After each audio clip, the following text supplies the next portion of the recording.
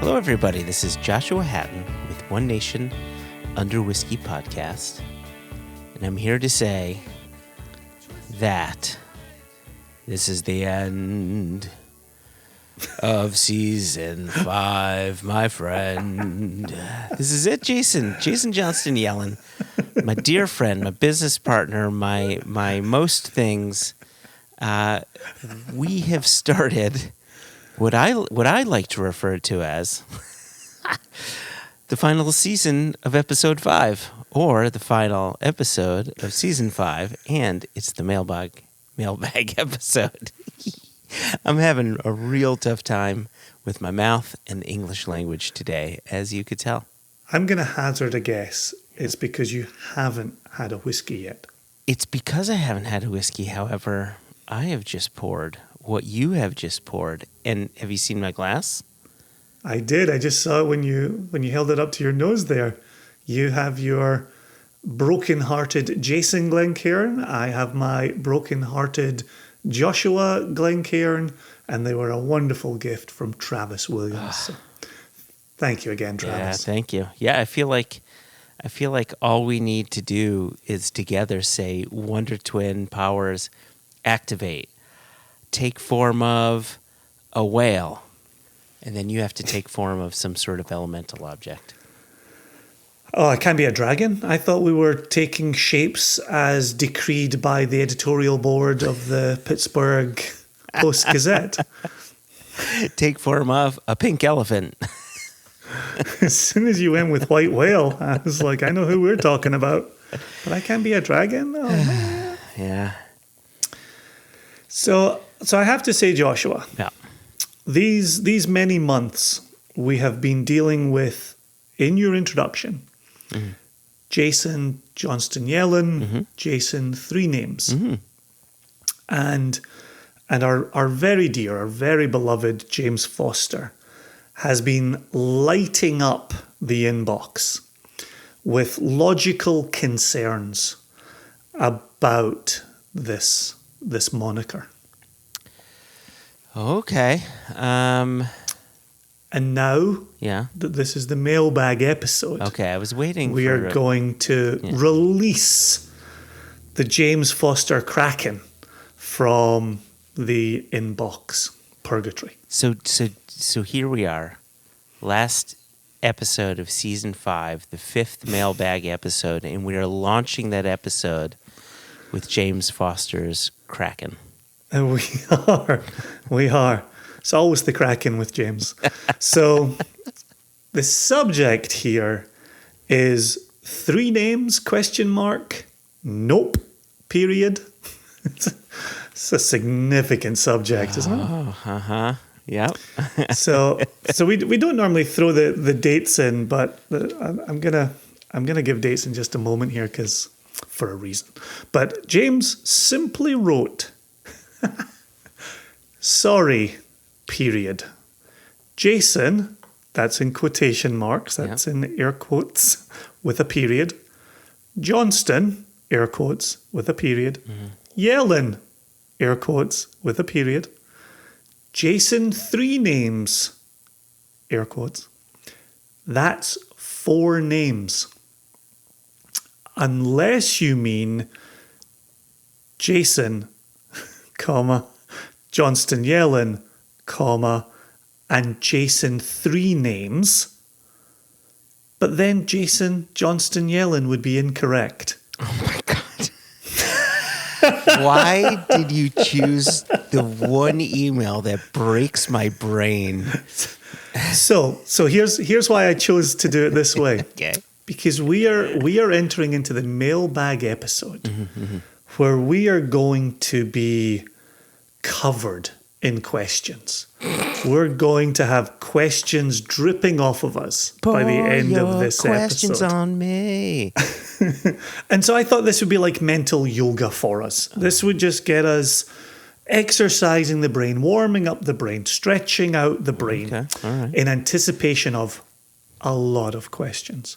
So I did say I was going to share some dates here. So the email that I just read came in November 5th, and we ignored it. we were like, Well, it was Guy we're not Fawkes touching Day, that. right? We're not touching that anytime soon. Okay. And we did, right? We said to ourselves, remember the James Foster 3 names email is From in the 5th of inbox. November, yes. Yep. From the 5th of November. Yep. So by December 23rd, James had decided he'd had enough. This had not been covered.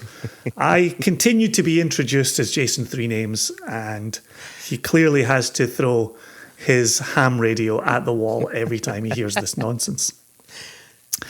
So on December 23rd, he wrote, in case you tried, and I love that there's no salutation. There's not even a capital letter here. He just dives in the middle of a sentence here. Oh, that's serious. Okay. In case you try to get out of the issue I raised by saying Johnston Yellen and Jason 3 Names are hyphenated, because if they are not, then the latter name is incorrect. The first time you called that guy that thing, I'm the guy here. Okay. The first time you called that guy that thing, it was false. It only became true because you gave a guy with 2 names one more name. That is, and this is serious, there's an exclamation point at the end of this. That is, you lied to us. So here's the thing. At this point, I want to say, boy, this guy's fun at parties. But I've drunk with him. I know he is fun at parties. I was thinking about this in anticipation of covering this email today. I've known James for nearly 20 years. Yeah. And this might be the most James Foster thing he's ever done. This is so on brand. I love it. So right after saying you lied to us, he goes on to say, worse. Oh, boy. Since it was false, it couldn't have been true. Which means Jason 3 Names was misattributed. Therefore, it isn't truly one of his names.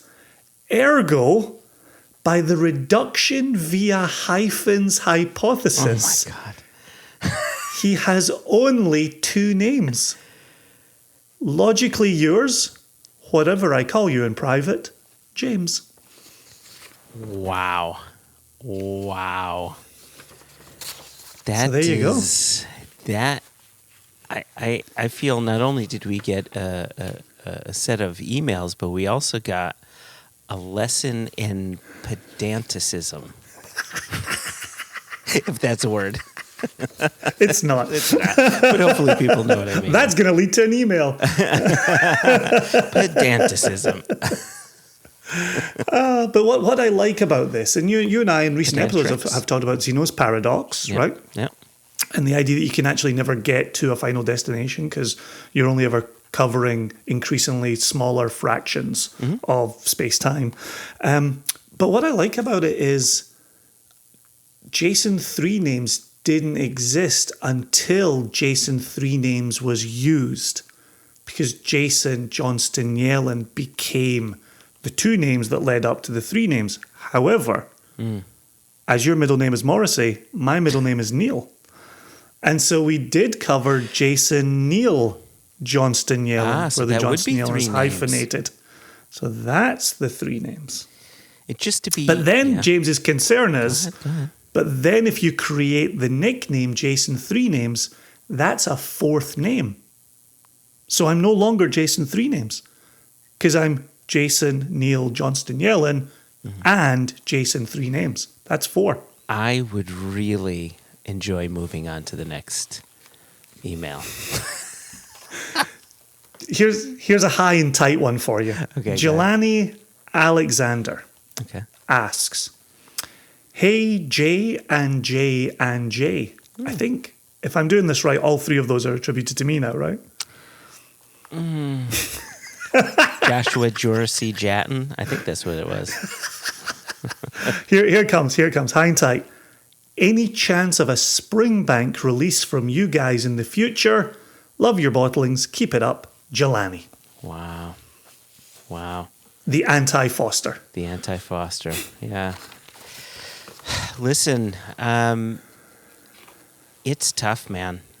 You know, we've talked about it on the podcast, and I feel as if we've been guests on other people's podcasts where we've talked about this a little bit as well, where if you had asked, Jelani, if you had asked that question 5 years ago, 4 years ago, we would have said, yep, we could definitely get a spring bank, but the pricing just seems kind of ridiculous. It's kind of high. For an 18-year-old spring bank, we'd probably have to charge £250 or $400, and it just didn't seem of value. And then, but we said, you know what, let's keep our eyes open.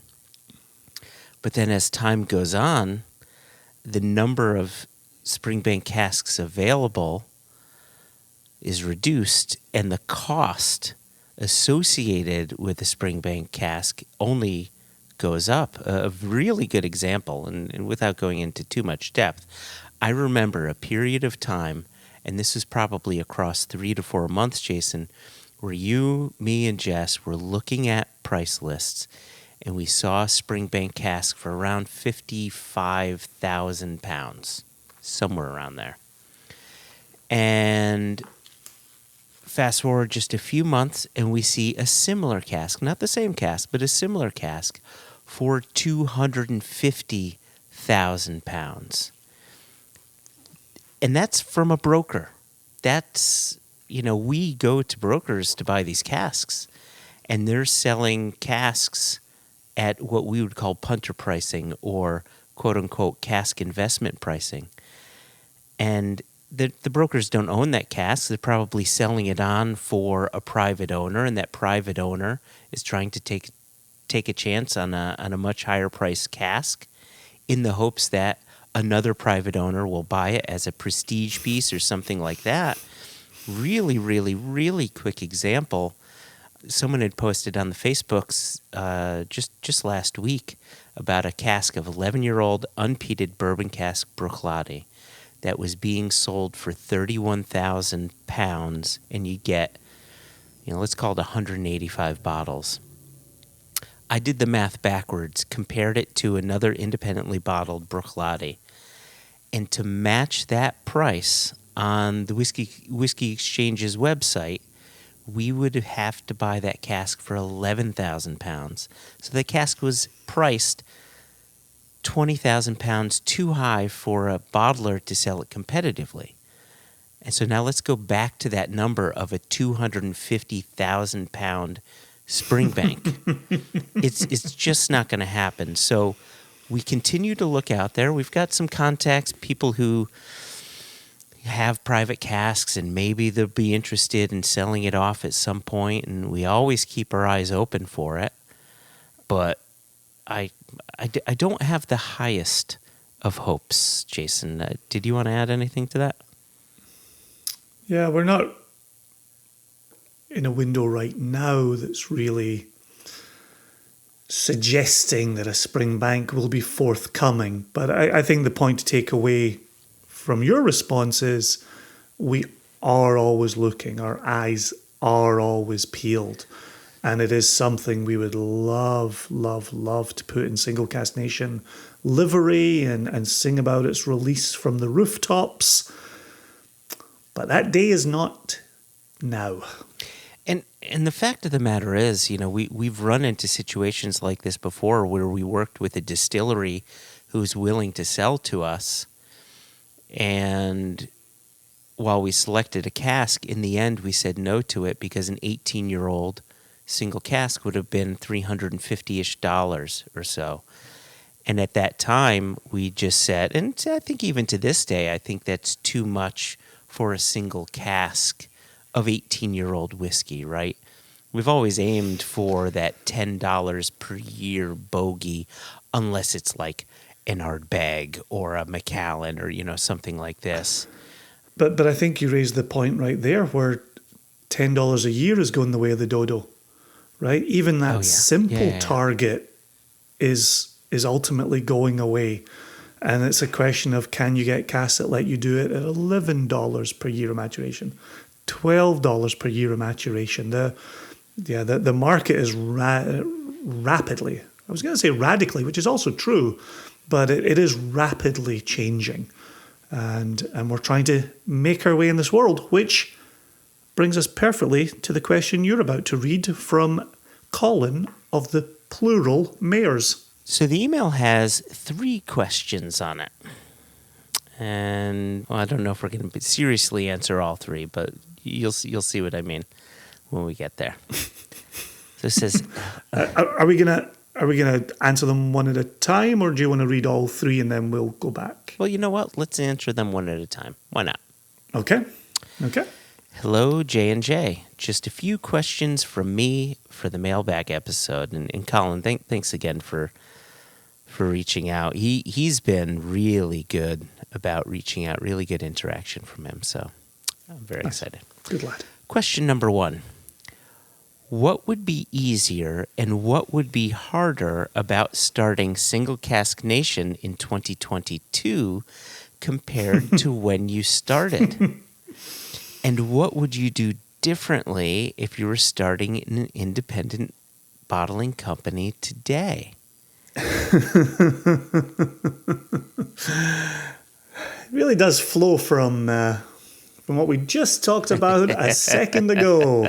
I think what would be harder about starting it now is I think we would need more money behind us now than we had a decade ago, partly because of what I'm just saying a moment ago about the price of casks. Yeah. You just simply need more upfront money to go about buying those casks. I think the other part that would be harder is you and I parlayed whiskey relationships, industry relationships, into meetings in Scotland, where we were then able to talk about bottling and representing brands here in the United States. And clearly the people we spoke to were receptive to that type of messaging. And I think the industry now is so protective of their own brands and their own branding that I think we would have a harder time finding distillers welcoming that additional representation of their brand. Certainly in Scotland. Yeah. I think what we've now witnessed over the 10 years in building Single Cask Nation is we've got American producers who say, oh, I'd love to put something in front of the nation. I would love for something to be selected from my distillery that would show the nation what we can do. Yep. Whereas I don't think Scotch is feeling a similar way. There's some are. It's interesting the way you frame that, because early on we would reach out to distilleries and they understood the request. We're an independent bottler looking to purchase some of your whiskey, to put it in our bottles, all our own livery. We'll highlight your distillery name and we'll sing your praises. And we've stuck to that. And our partners in Scotland saw it, they understood it. That's how the industry was built, from independent bottling. So it wasn't, they just weren't a stranger to the idea, where here in the U.S., I feel, 10, 11 years ago when we started this, they're like, wait a second, you want us to sell you our liquid and you want to list our name? You don't want to create a brand around the liquid we're selling to you? No. We love your liquid and we want to, sing your praises. We want to tell everybody how great this distillery is and that distillery is. And it was a few shut doors here and there. Thankfully Heaven Hill, Wild Turkey, at least when it comes to bourbon, were 2 distilleries that saw it and said, okay, yeah, let's work together. And then the bourbon craze happened, and we lost access to some stuff. But as the bourbon craze was going up, the craft distillery craze was going up as well. So now it's the craft distilleries that are saying, hey, like you had said, we're really interested in putting our liquid in front of your nation members. So I kind of like that. I tell you, one of the things that I would have done differently is I would have made sure we bought a lot more stock. Right? So I was going to give that same answer, but it's not one of the questions. He says, what would you have done differently? If you were starting an there's a whole other sentence after that, Because I agree wholeheartedly, right? As soon as we hear what would you do differently if you could go back 10 years, absolutely. You and I both say, gosh, we would buy all the I don't even know how I would get the money, but I would buy all the things, right? Yeah. And so that's why I was kind of attuned to the rest of that question. What would you do differently if you were starting an independent bottling company today? Today, given today's climate? 100%, yep, 100%. I would likely reconsider getting into independent bottling.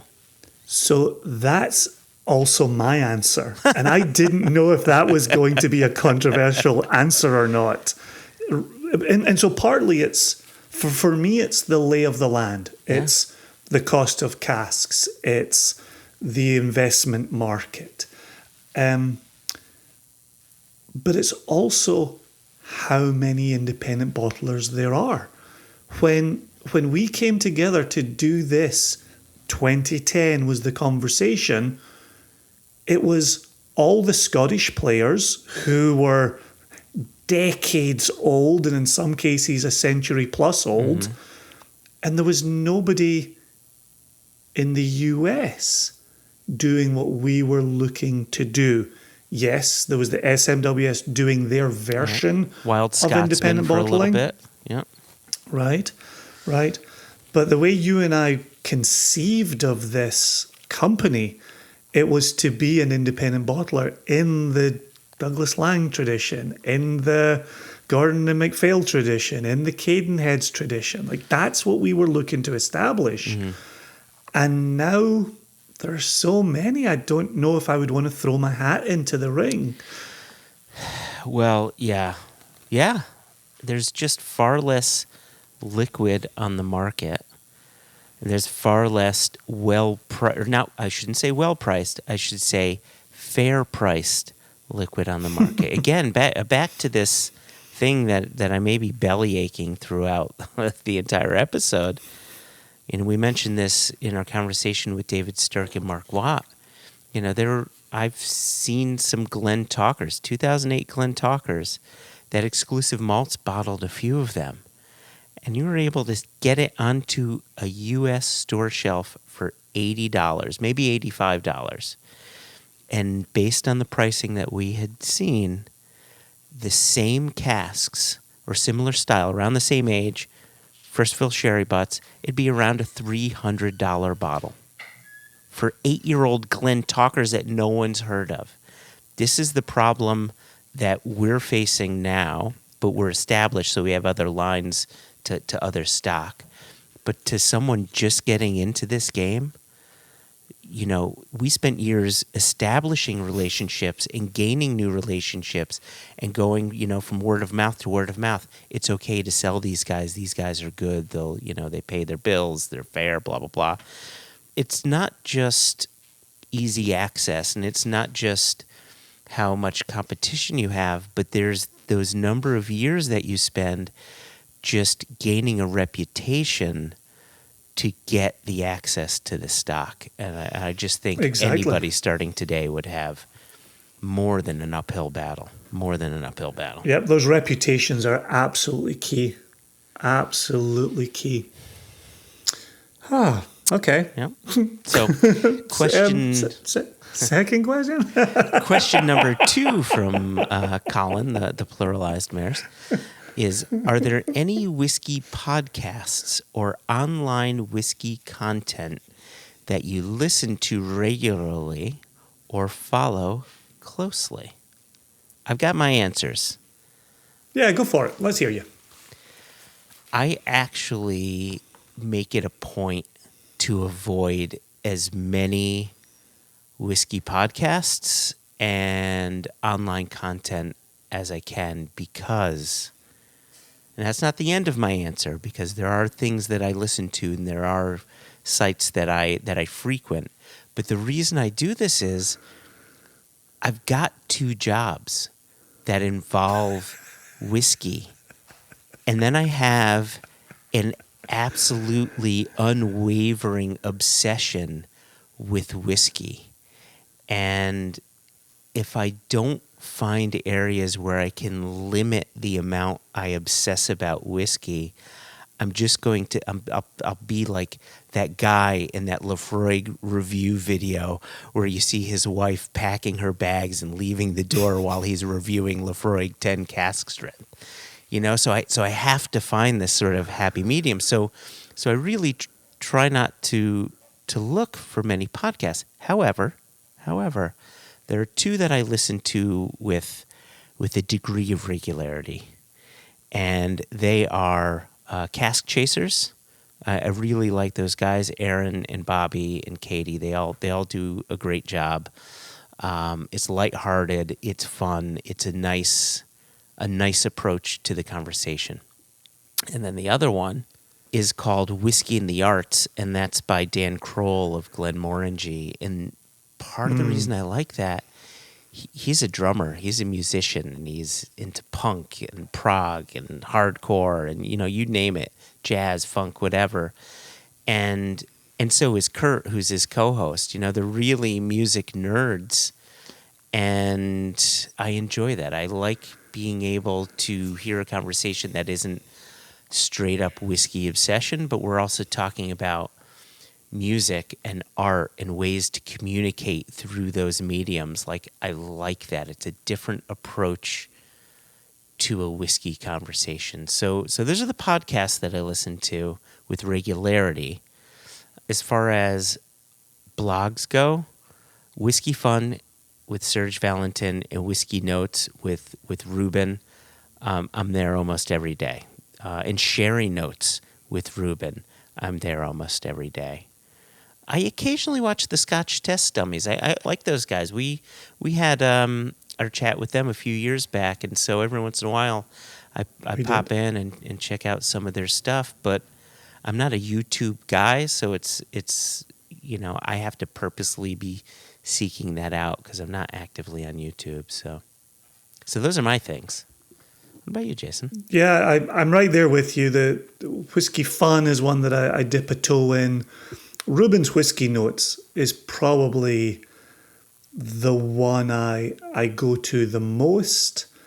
But I know that Ruben really loves the old stuff, and I really love the young stuff. So I really enjoy his notes, but I don't necessarily buy on the back of his notes. Mm-hmm. But I definitely like seeing what he's up to. And then I still like Matt and Karen at Whiskey for Everyone. I first met them over a decade ago, 2009, 10, 11, something like that. I had a blast with them. And so I like the ones where I know the people and I've got that additional connection. Is there anyone you'd buy off the back of? Like, I feel as if I would buy and have bought off the back of a Ruben review or a Serge review. I've bought off the back of some of Bozzy's reviews, right? I think he's got really interesting tasting notes. He and I don't agree on sherry, but that's another story. But I would say I've bought on the back of those 3. Have you bought on the back of any? I wouldn't buy on the back of a single review by anybody. Okay. But if I started to see reviewers that I trust or who I know I have something in common with palate-wise, I would certainly bring those recommendations together and perhaps pick up something. Do you ever buy on the back of an award or just even like a blogger top 10 when they get to their bottle of the year? Do you ever go out and buy it on the strength of that?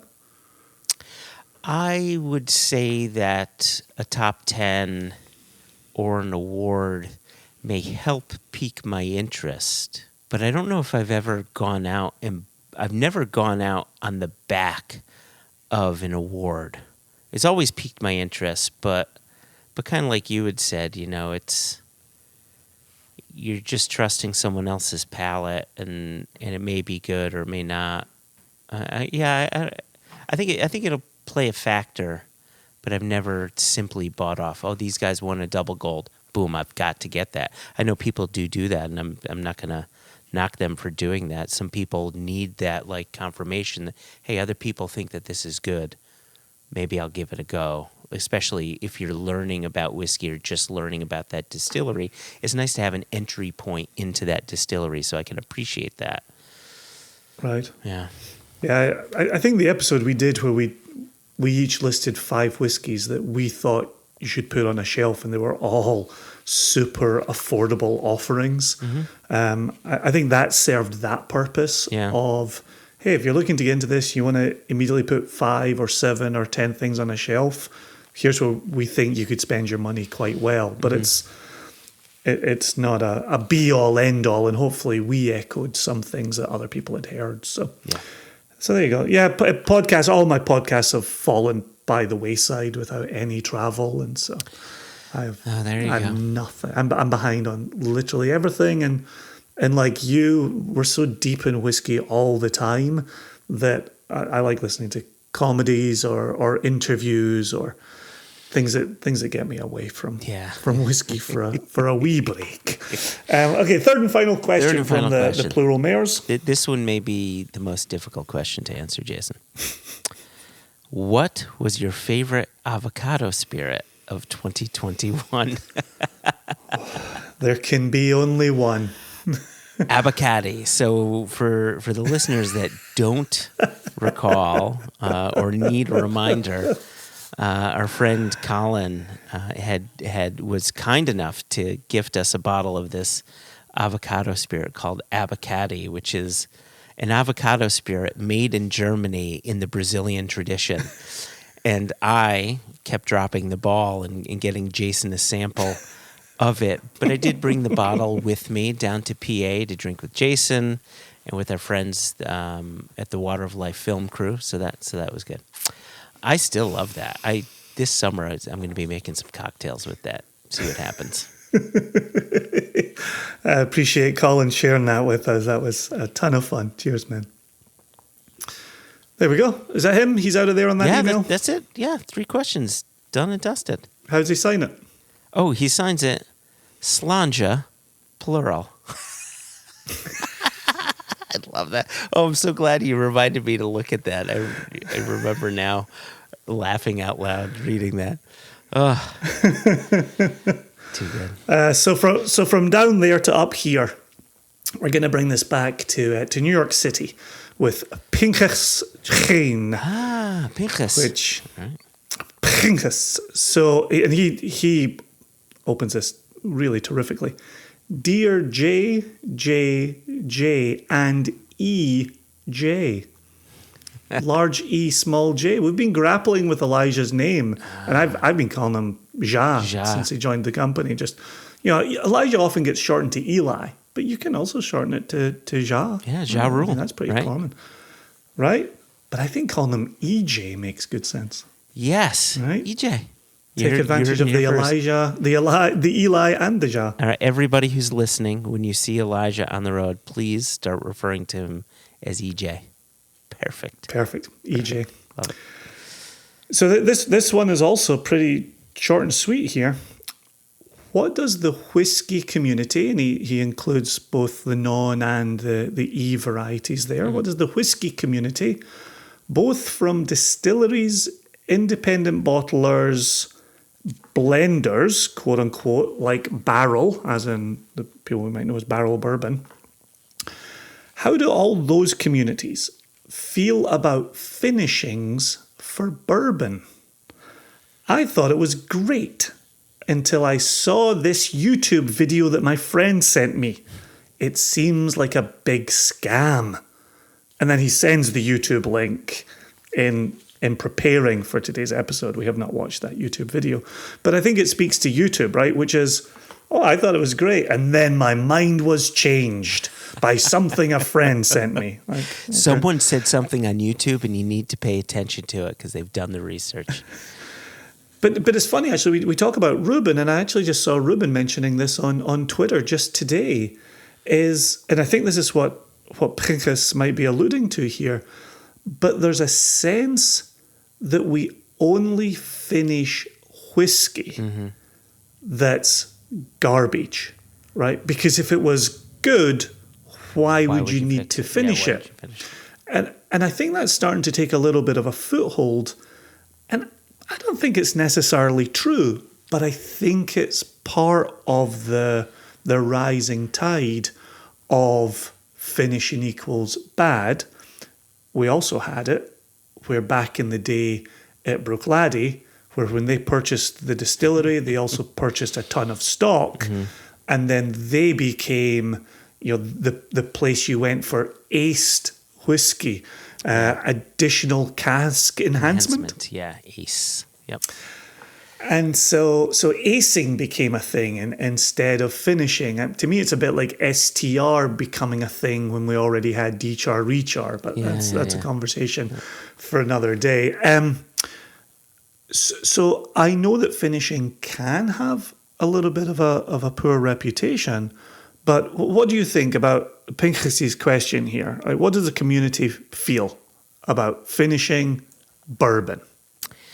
Let's keep it focused to bourbon since he specifically asked that. Okay. And so he's asking what the independent bottling community, or just how we writ large. Writ large. Okay.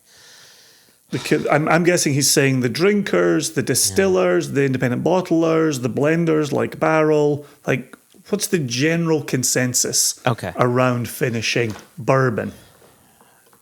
So I think that the general consensus, at least as it stands right now, when it comes to finishing bourbon, is that there are a lot of people who dislike that, not necessarily because the idea is, oh, you had a crappy bourbon and now you're trying to fix it.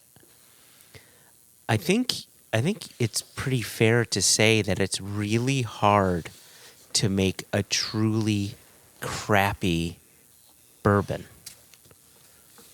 One of the great things about bourbon is that it's almost always great. Even at 2 years, 3 years of age, you can have just a really nice sipper. The problem with bourbon is that I'm not going to say bourbon just tastes like bourbon, because there are variances to be sure and nuance to be sure. However, there is a very specific box, or I should say cask, that bourbon fits into, and that's new charred oak.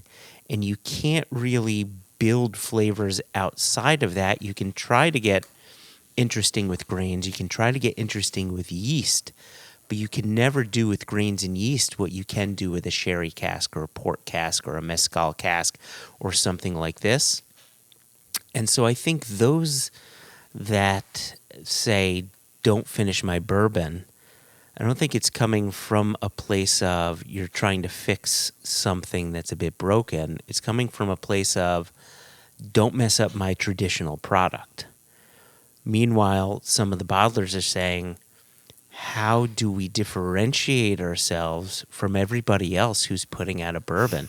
If we had a line to a good amount of bourbon, the first thing that I would want to do is see what types of casks we could finish it in that would, A, make sure the bourbon retains its bourboniness, but B, helps to just build upon that. And I think the Wild Turkey release where they finished it in the Oloroso sherry casks, a really good example of a bourbon finished in another style of cask where the bourbon retains its spirit character, its original cask character, but just has some other things going on and is balanced in a beautiful way. I think when it comes to the Scotch whiskey side, however, this is where I may disagree with you a little bit. I think by and large, a lot of the finishing is done because the liquid needs to go in a direction that it's currently not going in. It could be not so great. It could be a bit one note, we've done it ourselves with our right. The first time we did it, our Canvas 28-year-old, it was a decent little drinker, but it needed something else going on. So we had it put into a muscatel cask for 6 months. It retained its cambusness, but then became strawberries and cream and wafer cones, and it just became so much more. And so I feel as if that enhanced the whiskey. It needed it. I've heard that term. but I think what's striking there is when you and I always have our single cask bottler's hat on. Yeah. And I could see if you were looking to put out a consistent product, you would want to use some finishing to round out some of the edges that come from just straight up cask maturation. And so that finishing would give you a consistent product that might not necessarily speak to the quality, good or bad, of the cask you're purchasing, or casks, plural, that you're purchasing. I think it could, but I also feel as if a finishing regimen to create a more consistent product could potentially add on a bit more work, right? Because you're already dealing with, say, bourbon. Like let's use Glenmorangie Lasanta as an example, right? 10 years in bourbon, 2 years in Oloroso, and I think there may be some PX in there. And all you're doing is you're adding in 2 new cask types to potentially make your blending job at the end a bit more difficult. I don't know. I don't know if it makes things easier or if it makes things harder. I imagine it might offer up its own challenges. Sounds like a question we need to ask a blender. Yeah, right. Paging Stephanie McLeod. But I also think what's telling in the question here, to bring this back around to bourbon, thank you. is this sense of tradition. And in season 6, we'll have one of our very early episodes is with a non-traditional producer. And I took something away from that interview, which is there are millions of consumers. And to think of consumers as a monolith is a mistake. Mm-hmm. And so on one hand, we can say, oh yeah, there are a ton of bourbon drinkers who are completely against finishing and think it comes between them and the tradition of their bourbon. Mm-hmm. And they can be perfectly correct about that. Mm-hmm. There are also millions of bourbon consumers who love a finish, who love a bit of angel's envy, right? Yeah, good point. And are more than happy to drink that because they like the flavors of it. And so I don't want to sit here in today's Mailbag episode and say, oh, the community feels this way or that way about finishing in bourbon. I would just give the answer, some people totally love it. Some people totally hate it. And if you hate it, you don't have to buy it. And if you love it, there's somebody out there for you. Yeah, I just feel as if the people who are against it are far more vocal than those for it. Yeah, because the people for it are just quietly drinking it in the privacy of their homes. Right, it's like going they're not on Reddit, they're not on Twitter, they're not blasting their opinions throughout the world. Yeah, it's, I love, look, we record a long-ass whiskey podcast that tens of thousands of people listen to. I love the fanaticism that surrounds whiskey. Yeah, I absolutely do. We benefit from it day in and day out. Sometimes we don't have to overthink it. There you go. Oh, you've wrapped that up in a nice little bow, Jason.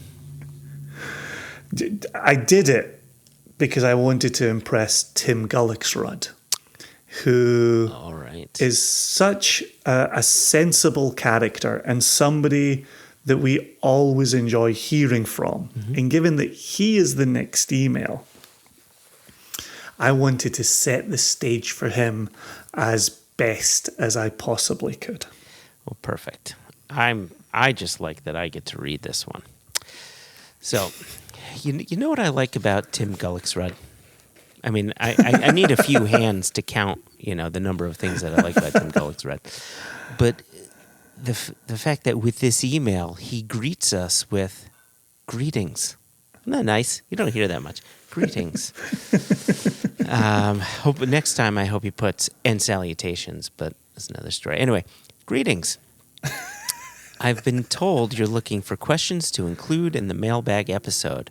Hopefully this one is interesting enough to make it into, quote, the big show, end quote. Woohoo! That's us. You know what? Let's stop reading. No, I'm joking. Actually, before we go on, Jason, I need to pulled the plug on that one. I need to pour another whiskey. What are we going to pour?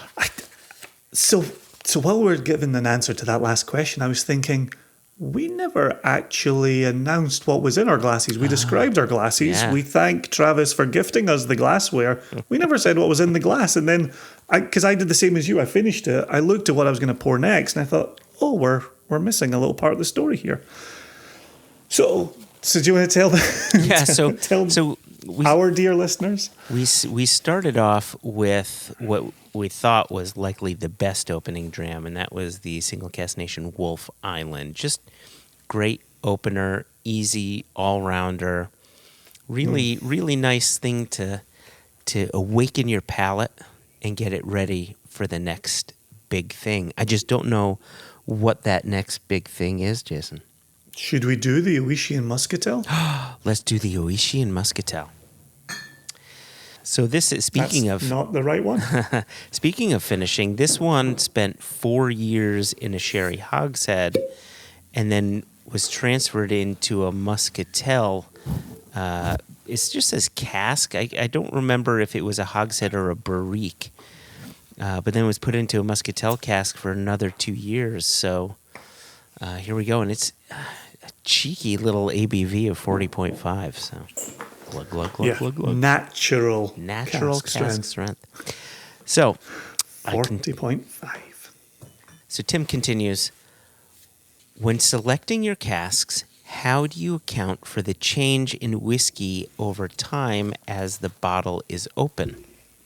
Here's a little context. When I first taste a whiskey, it's very rare that I can fully appreciate and wrap my head around the whiskey after just one taste. It's only after the bottle has been open for a while and I've had several drams that I can fully appreciate the whiskey. Does the whiskey change over time? Who knows? Does my perception of the whiskey change over time? Probably. So when you're selecting casks, how do you ensure you're picking a quality cask with complex subtlety and nuance after just one sample? Are your palates just that much better than mine? And continues. That being said, there was a One Nation Under Whiskey episode or two where you gave listeners a brief, quote, peek behind the curtain to, quote, see how the sausage was made, end quote. And you let us listen in as you talked us through selecting a few cask samples. Fascinating stuff. And he's got a little thing after that I don't know if we'll get into. Let's answer this question. I can tell you, I don't know if you think about this, Jason, but when we're tasting cask samples, I don't actively think about how that whiskey's going to evolve as you slowly work to drain the bottle. Like, that never enters my mind. We don't talk about it. Does it enter your mind? No. Yeah. No, and actually, as much as we've joked about this rising tide against the neck pour, and periodically over podcasts and episodes, we've talked about the oxidation of a whiskey as you do drink through a bottle. I just think there are so many variables to the life an open bottle can live on a shelf that I don't think we could even begin to guess at what a cask is going to do. What I would say is, as we are choosing a sample, and as we've talked about, like, we will only have one sample of that whiskey, invariably 100 mils of liquid or less, to make a decision where you're spending thousands of pounds or thousands of dollars. You don't get a long time to really sit with it and think deeply. But over this decade plus, our method has really won out. And the fact that we look for texture in the mouth while looking for a thread that goes from nose to palate to finish, we're looking for the very best samples that we possibly can. Even to Tim's point here, on the consumer side, you can think about that liquid sitting in the glass bottle on your shelf. For us, there can sometimes be months between getting a sample, selecting a sample, buying the cask, getting that cask into the bottling line, finally into glass. So it can have an additional bit of life in wood after we've selected it. And I think if we started to try and get too precise, we'd become too precious. Yeah. And we may ultimately not end up selecting anything ever. And there have been occasions where I really like that scenario you brought up, right, where you buy a cask based on a sample, you eventually get it to the bottling hall, and you eventually get it into the bottling schedule, and that could take many months. In some cases, we've asked for new samples of that cask to see where it is or see how it's progressing, because sometimes that can really, really go on. So that's where Yeah, go ahead.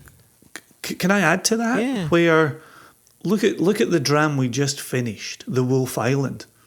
That was us bringing together 6 casks, but there's only a finite period of time to introduce those casks to one another, to get them mixed together to go into bottle.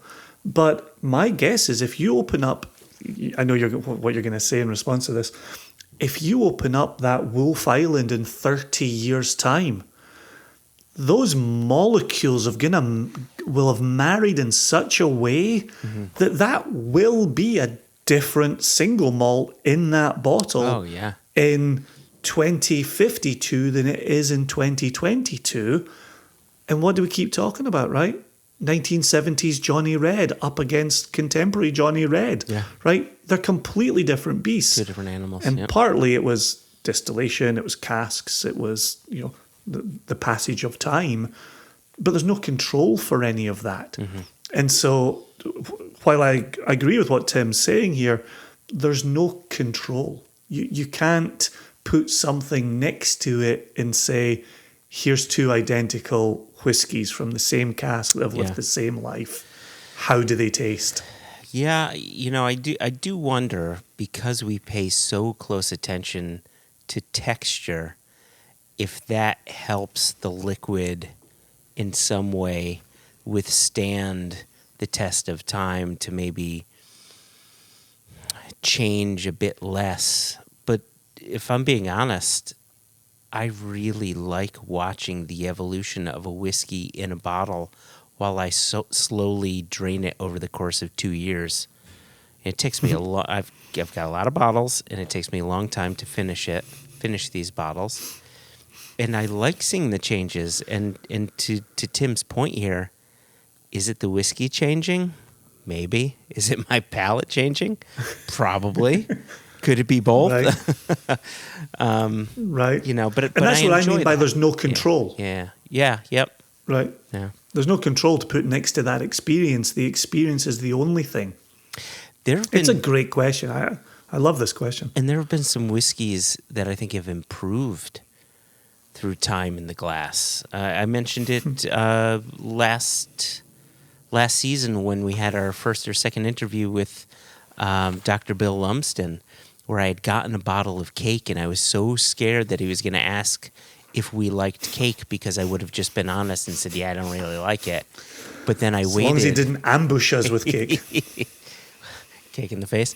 But then I let time pass, and I retasted cake and found a whole new appreciation for it. So anyway, there's a bit at the end here, but I'm not going to bring that into the conversation. But he just says, cheers, Tim Gullick's Red. Brilliant. Absolutely brilliant. And he didn't compliment your perfect pitch, so I'm okay with that email. If he could turn back time, he would ask me about my perfect pitch. Here's a name that was new to me. I don't know if it's new to you or not. Kevin Dunlop. Kevin Dunlop. Have you seen that I know anywhere that in the name. socials? Yeah. I definitely know that name. Okay. Okay. Well, you're about to forget it in 1 second because the salutation is, hello, Jason and Joshua. Kevin who? Fred who? Hey, Kevin for the win. Well done, sir.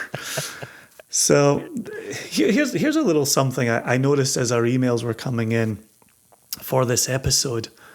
A lot of our listeners have taken a page out of our book where they're just...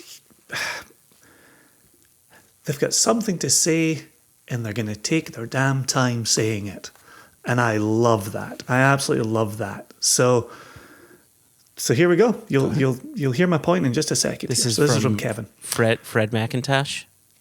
I forgot his name. So once again, for those in the back, Kevin Dunlop. Fred McIntosh. Hello, Jason and Joshua.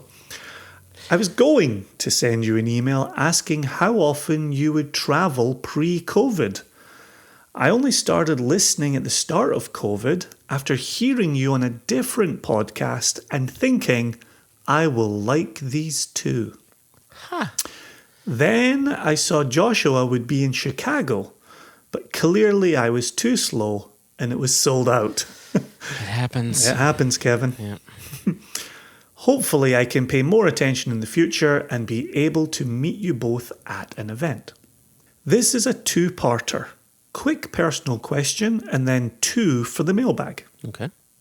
What's interesting, I'm just scanning over this and he doesn't ask us about how much we would travel pre-COVID, so I wonder if he just changed his mind once he started writing his email. Personal question first. How does someone move into the whiskey industry? I am currently in education for a different type of water of life. Blood. All right. That Single is Vampire important. Nation. Got it.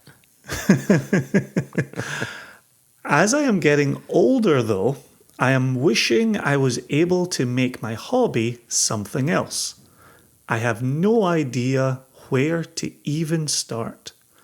My story is remarkably similar to Jason, almost identical in age. I'm sorry, Kevin. Moved to the US from Scotland at almost the same time. Oh, wow. Yeah. I thought that was funny when he talked about this. My eyes are failing and then my tongue is failing. I thought that was funny when he talked about this a few podcasts ago. Any help is, of course, very much appreciated. And then he says, okay, on to the mailbag. So I don't think I was meant to include that in the mailbag episode, but let's be honest. You and I get asked that question 100 times a day. We do. Right? We do, yeah. Right.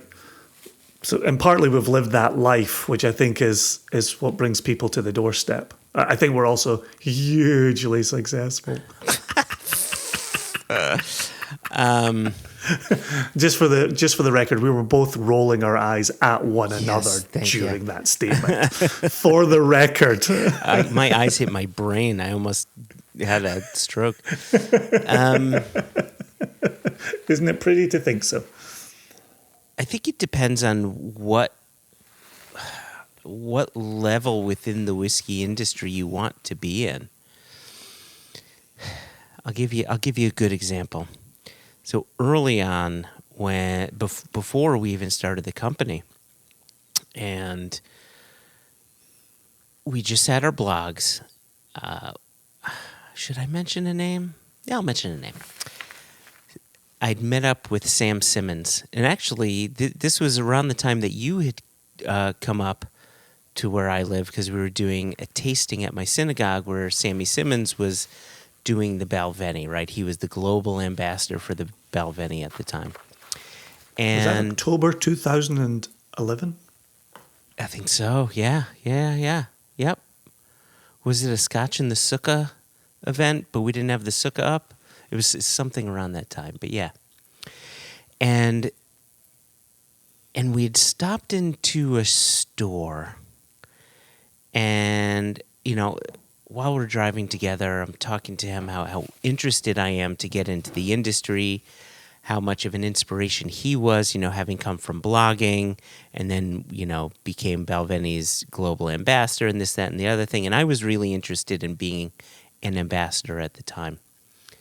And I remember he and I walking into a store and just seeing a sales guy with like a notepad or an iPad, and he was just taking orders from whoever was, the spirits buyer at the store. And he had turned to me and he had said, "Is that the type of position in whiskey that you want?" And I looked at him and he started shaking his head no, because he knew the answer. That wasn't right. I wanted to be that person in front of people, teaching them about the whiskey, right? Sharing the passion for the whiskey. And I think as someone who's someone who's just, a distributor sales rep, you don't normally have that in your remit, in your day-to-day. And that's what I wanted in my day-to-day. And so the easy answer was, no, that's not what I want.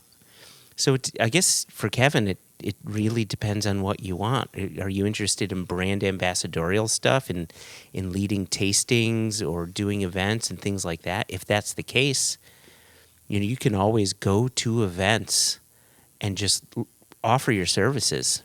You could even offer it for free just to get the experience and then start getting to know people, right? You could just do this as a side hustle, but it's all about relationships. The more people you know, the more jobs you could potentially get, the more ins you could have. There's a lot of people who've gotten into the industry in that manner. J. Cole, who's now with Impex Beverages, is a really good example of that, where he was going to events all the time, and then he started working behind tables, and then he started working with Kaya Whiskey, and now he's with Impex. So there are many ways into it. I think that's some low-hanging fruit if you're interested in the more, if you're interested in helping to drive passion, the passion of whiskey within people. And that's where I would say be careful what you wish for. And it kind of brings us back to our early response to Colin of the Plural Mares, which is turning your whiskey hobby into a whiskey job. Those can be very different enterprises. That is true too. And that is very true. Right? Like, as you very well know, Joshua, and so do Jess and Elijah, I turn off my phone at 5 p.m. on a Friday, and I do not turn my phone back on until 9 a.m. on a Monday. And I spend my weekends away from whiskey conversations. I'm mostly off social media. If you told me 10 years ago, 11 years ago, when we started up, that I would be so deep into this whiskey industry that I would need a hobby that would give me a break from what was my hobby, I don't know if I would have believed you, or I would have said, that will be a very good problem to have. It's not the best problem.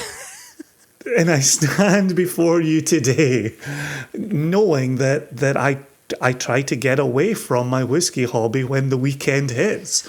And during the week, I throw myself in it as much as I possibly can. I look around me, and you and I have talked about this plenty.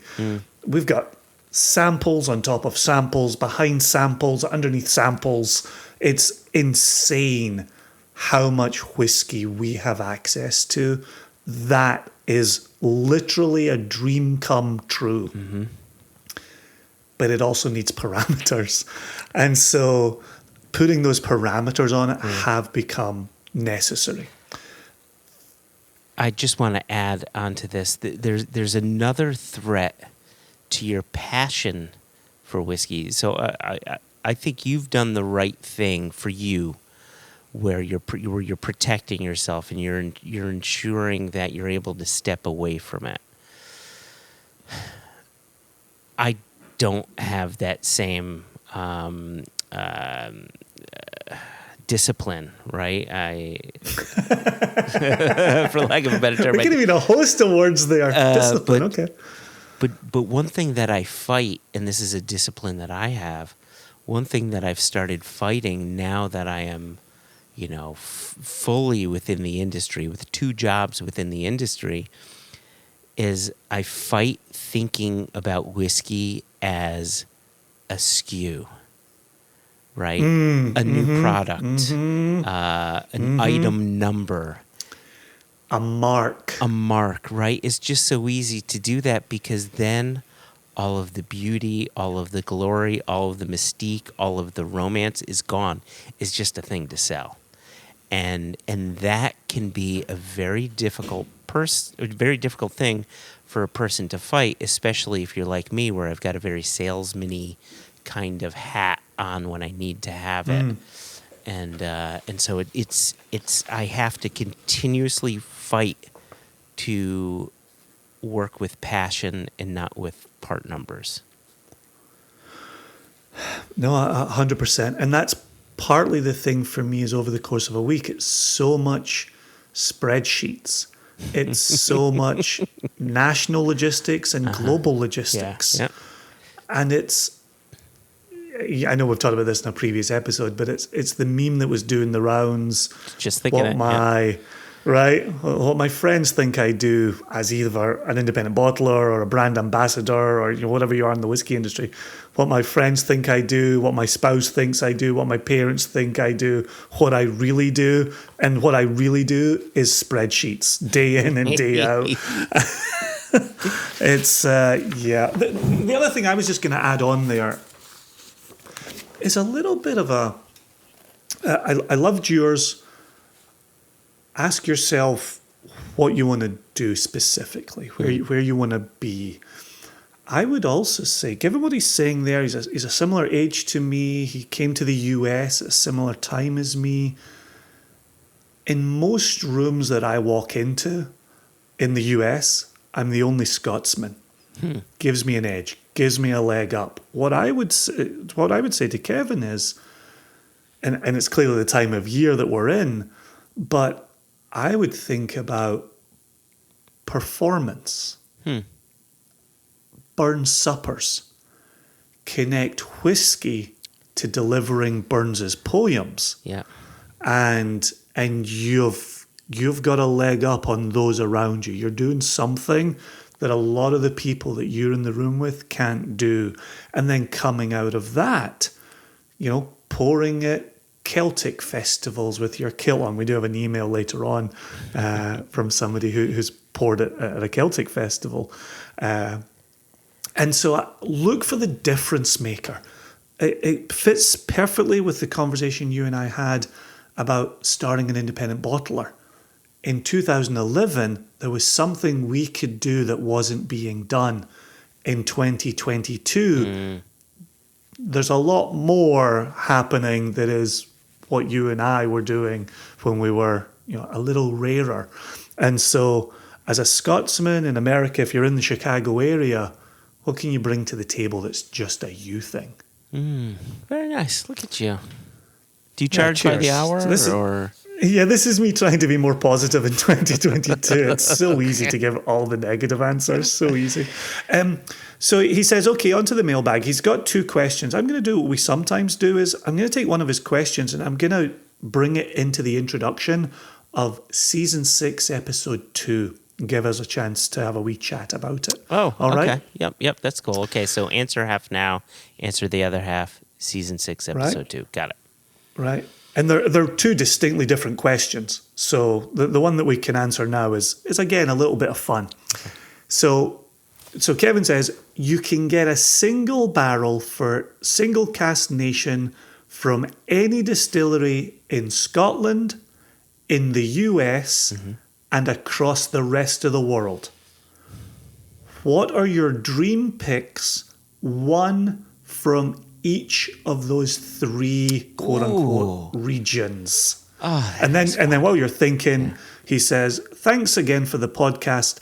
I have a long commute into Milwaukee every day for work. Oh, wow. And it's often in your company.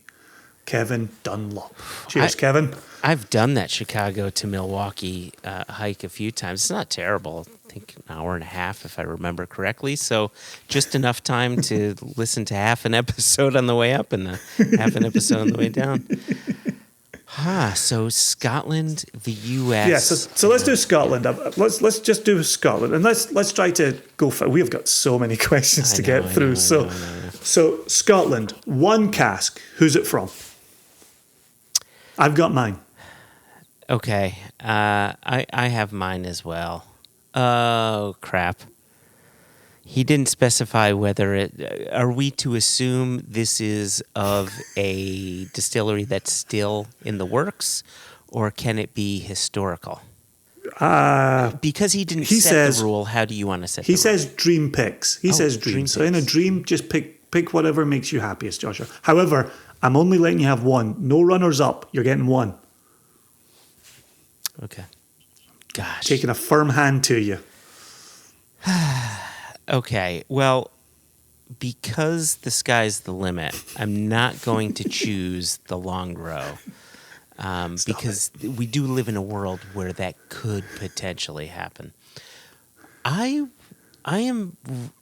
always been intrigued by the Glenougie distillery. All right. And every Glenougie I've had, which admittedly not a lot. I've only had maybe 6 or 7 of them, across the past 12, 15 years or so. But every one that I've had such rich character to it. And the last one that I had, if you believe it, was in 2014 when Graham Usher, we were traveling with Graham and Bino and Lee and Aaron and. Mm-hmm.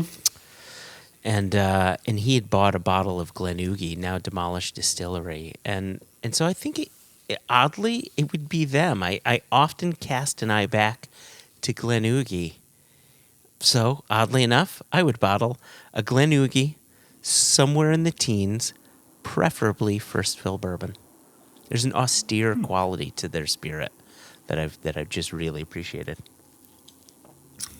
Kilchoman. Boom. Okay. What kind? What age? What are we talking here, Jason? And did he ask why? No. Well, I want to know why. I gave a why, so I want to know why from you. I like the fact that I took a firm hand to you and we just went straight back to long, rambling answers. Easy.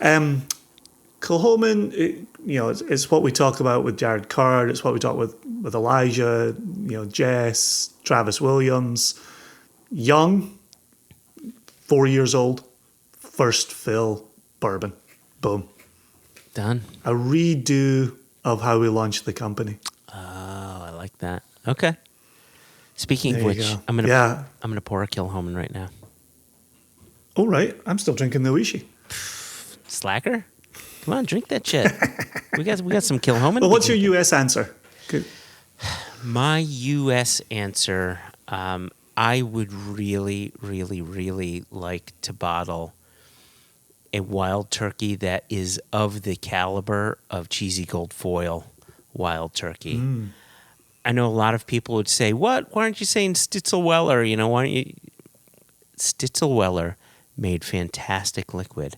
There have been plenty of delicious Pappies and other brands that have used Stitzelweller from back in the day. I'm not going to knock it. It's amazing liquid. But the Cheesy Gold Foil, to my palate, is so extraordinary that I think it rivals many Scotch whiskeys. And my preference is always with Scotch whiskey, and I think that this rivals the complexity of many Scotch whiskeys. Yeah, you've said that before. It's absolutely spot on. I'm going to go into the Wayback Machine again. I would love to bottle a second named Heaven Hill. I think our first Jubilee Heaven Hill was extraordinary, absolutely extraordinary. And while the bottling itself has taken on a little bit of a legend, the liquid inside was something we would hang our hats on every day of the week. And that was our first American bourbon. It was our first bourbon. Yes. That was our very first bourbon. American bourbon. American bourbon. He said it, ladies and gentlemen. He said it. And rest of the world. That's tough because we've bottled a fair few rest of the world, right? Milk and Honey, Amrut, Paul John. We've not done a Cavalan. Well, here's the thing. I think I would want to do a Cavalan, but I would be really hesitant to do Cavalan and sherry. I know a lot of people, right? Fresh bourbon Cavalan. Yeah, like a fresh bourbon Cavalan. It so was. I think that could be a damn good bit of fun. You know that quality in Cavalan that makes people just absolutely fall head over heels and buy it out in seconds? Yeah, we're not going to bottle one of those. I tell you what, we're though, going to zig when others are. And I'm 100% with you. I'm not even making fun of. Well, I'm making fun of you, but I'm making fun of us because I'm 100% with you. I tell you what, something that I'd be excited about, something from our friends at Backwoods.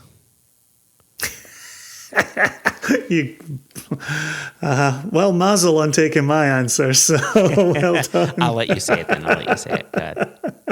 No. You got Cavalan and Backwoods. There's no reason why I should get an answer.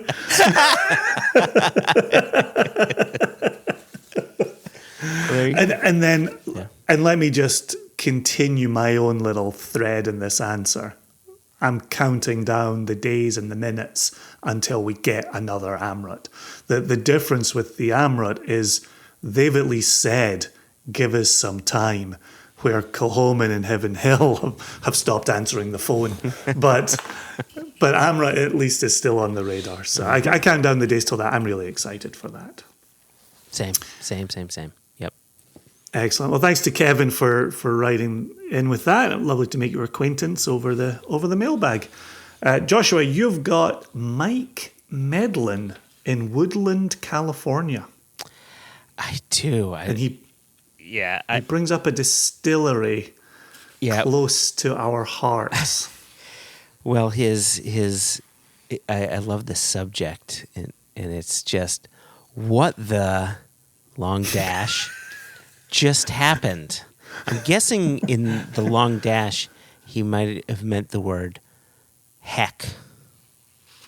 What the heck? I don't know. I think he might have used a word that gets your book banned in America now. Did you pour the Kilchoman? I haven't. I've been waiting for you to suggest a Kilchoman we should be pouring. Yeah, down the hatch with the Oishi. Well, delicious. Given that Kevin missed you at Chicago when you were doing a tasting at Jean's Warehouse Liquors, we should reach for the Jean's Warehouse Liquors Kilchoman. Which one? The Madeira? Or hey, I only have one. Okay. What, you sandbagging me over there? No. I couldn't remember if I sent you the bottle of the PX 100% Isla. Our dear listeners already know the answer as to whether Joshua sent something out of Guildford or not. Okay. So I've poured my Warehouse Liquors, Kilchoman, and now I'm going to read Mikey. I don't know if you know this. It says Mikey Medlin, so maybe he prefers Mikey. But he signed it Mike. So Michael starts it off with, "Hello, my good friends at One Nation Under Whiskey!" Exclamation point. Single exclamation point. Smart. Let me just start by saying I'm a big fan of the Padcost and most of the SCN products you put forth. I like the use of most. Let's see. Is that what we call foreshadowing? Foreshadowing. Yeah, that's different. I've been enjoying... What was the foreskin? It's actually not true. Anyway. You are correct. I've been enjoying the recent releases of Westport and Dumbarton and just took delivery of the Beanley, which should go nicely with this year's family Christmas dinner theme of Australia. Now, so just to be clear, this email came in on December 2nd. So if you're wondering, it's February now, what is he talking about Christmas? It's because we've been sitting on this email for a while. He goes on. Did he... Do you think instead of turkey, they had kangaroo? Don't they do wallaby? Right? Koala. Nice. Oh, No, nice mashed koala. You on do the side. wallaby and you put the koala in the pouch. That's how you stuff a wallaby. An Australian turducken. And then you put that inside the pouch of the kangaroo. How would you say that? It would be a koala biru, a koala biru, a koala biru. Canwababla. It's like blah blah blah. Listen to me, blah blah blah. Blah, blah, blah. Anyway,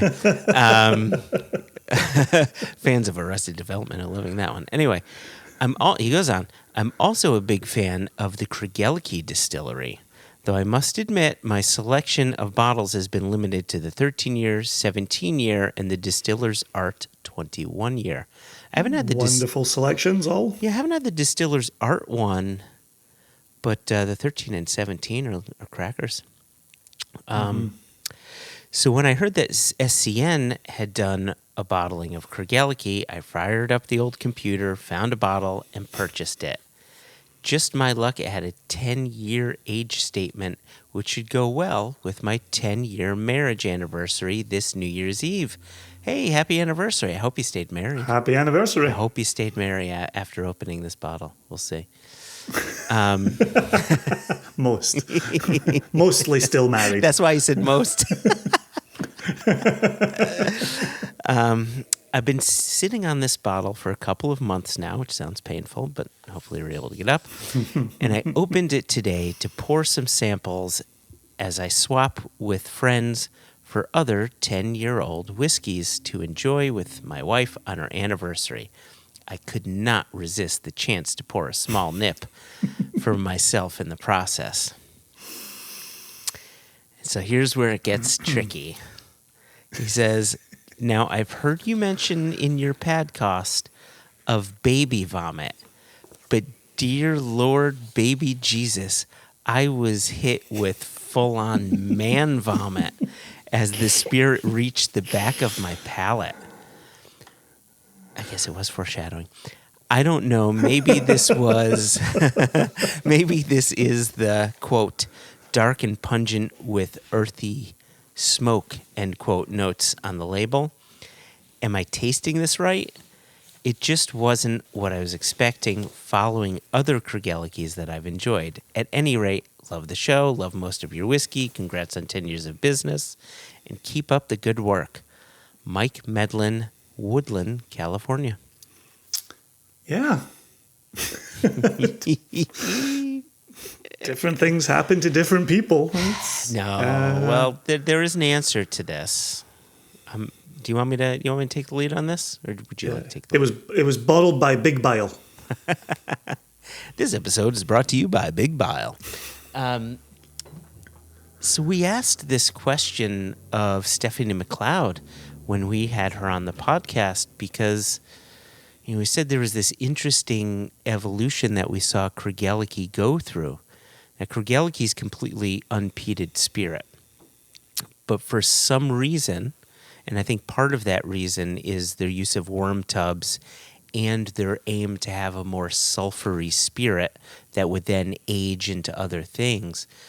When you taste Kregelke up to around 10 or 11 years of age, there's a meatiness to it. There's a heaviness to it. Sometimes a sulfury quality that can translate into almost a funky peatiness. Jason, I remember you and I tasting with a broker who let us taste a sample of Kregelke blindly, and I think we said something along the lines of, "We will take this Lechig." Like, that's how funky and odd it was. And he's like, "Sorry." I do remember us saying that. And he said it's a Kregelke. And so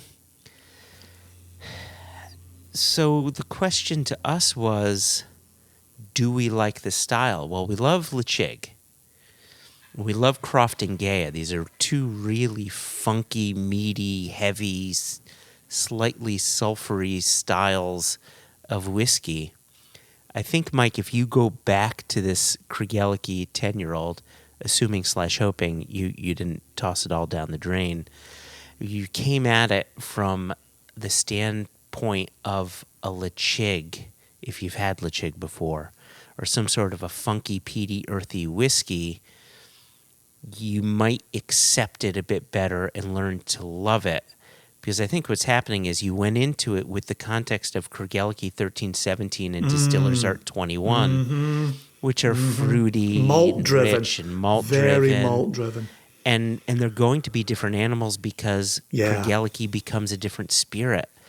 And so you had one context, and you were presented with something that was wholly out of context. So maybe go into it with a different mindset. Maybe have a Lechig before that and then see what it does. You may actually find all of the fruit and some of the malt behind it if you start your palate with some context.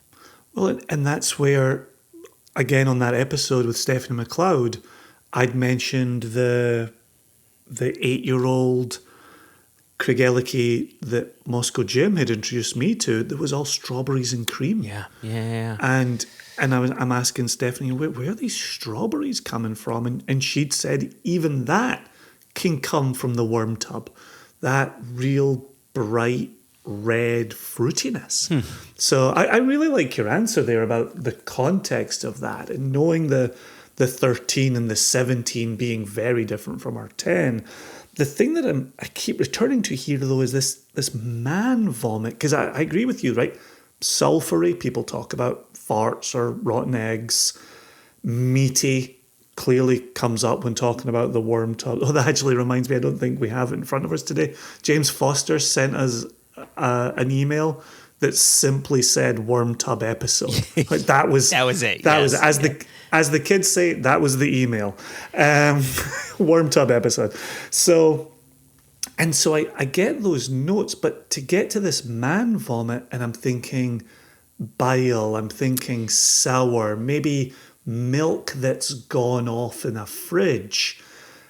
And I wonder if we could pull Mike's nose back around to that potentially being meaty or sulfury, given the change in context from a rich, malty, sherried Krgeliki that he's familiar with. Yeah, I wonder too. I don't have the bottle in front of me, but I do wonder if that was one of the bottlings where we had, an actual cork rather than synthetic cork. There is a chance that there may have been a corking issue. So I'm curious to know about that. So actually, Mike, if you're listening to this episode and you want to get back to us and let us know,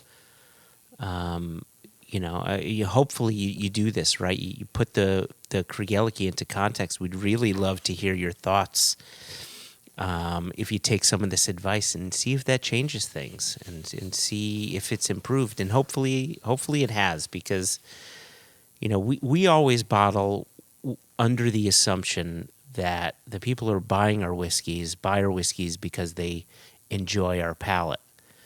Sometimes we throw curveballs, and we're fine throwing curveballs because we enjoy receiving curveballs every now and again.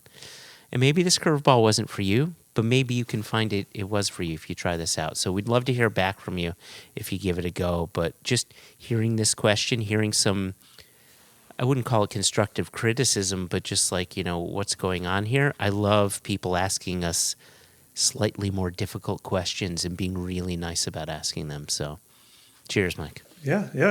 Multiple responses to a single cask. Yeah.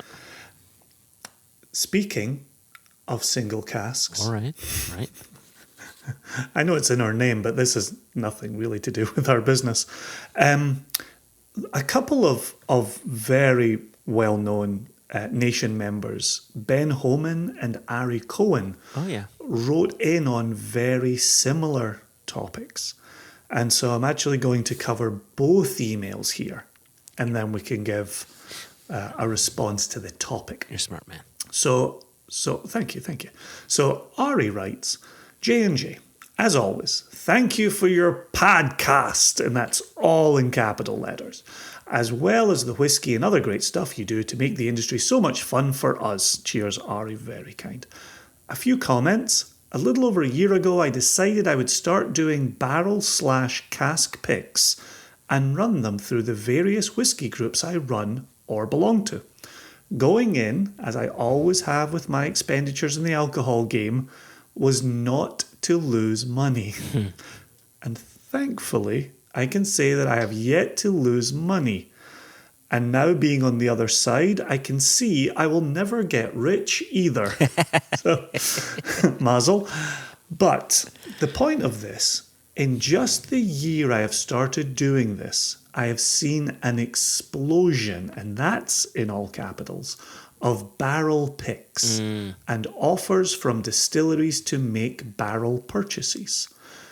I now look at the market and I can see for sure that I am going to find it harder and harder to sell my bottles. So while I was hoping to do 4 to 6 a year, I am now thinking I may drop it to just one superb bottle that will cut through the chaff and excite buyers. But that is a problem for another day. Also, you say this is the last podcast of 2021. Did I miss the Whiskies of the Year podcast? Was there a wives question and answer podcast this year? Okay, onward and upward, two chins, Ari Cohen.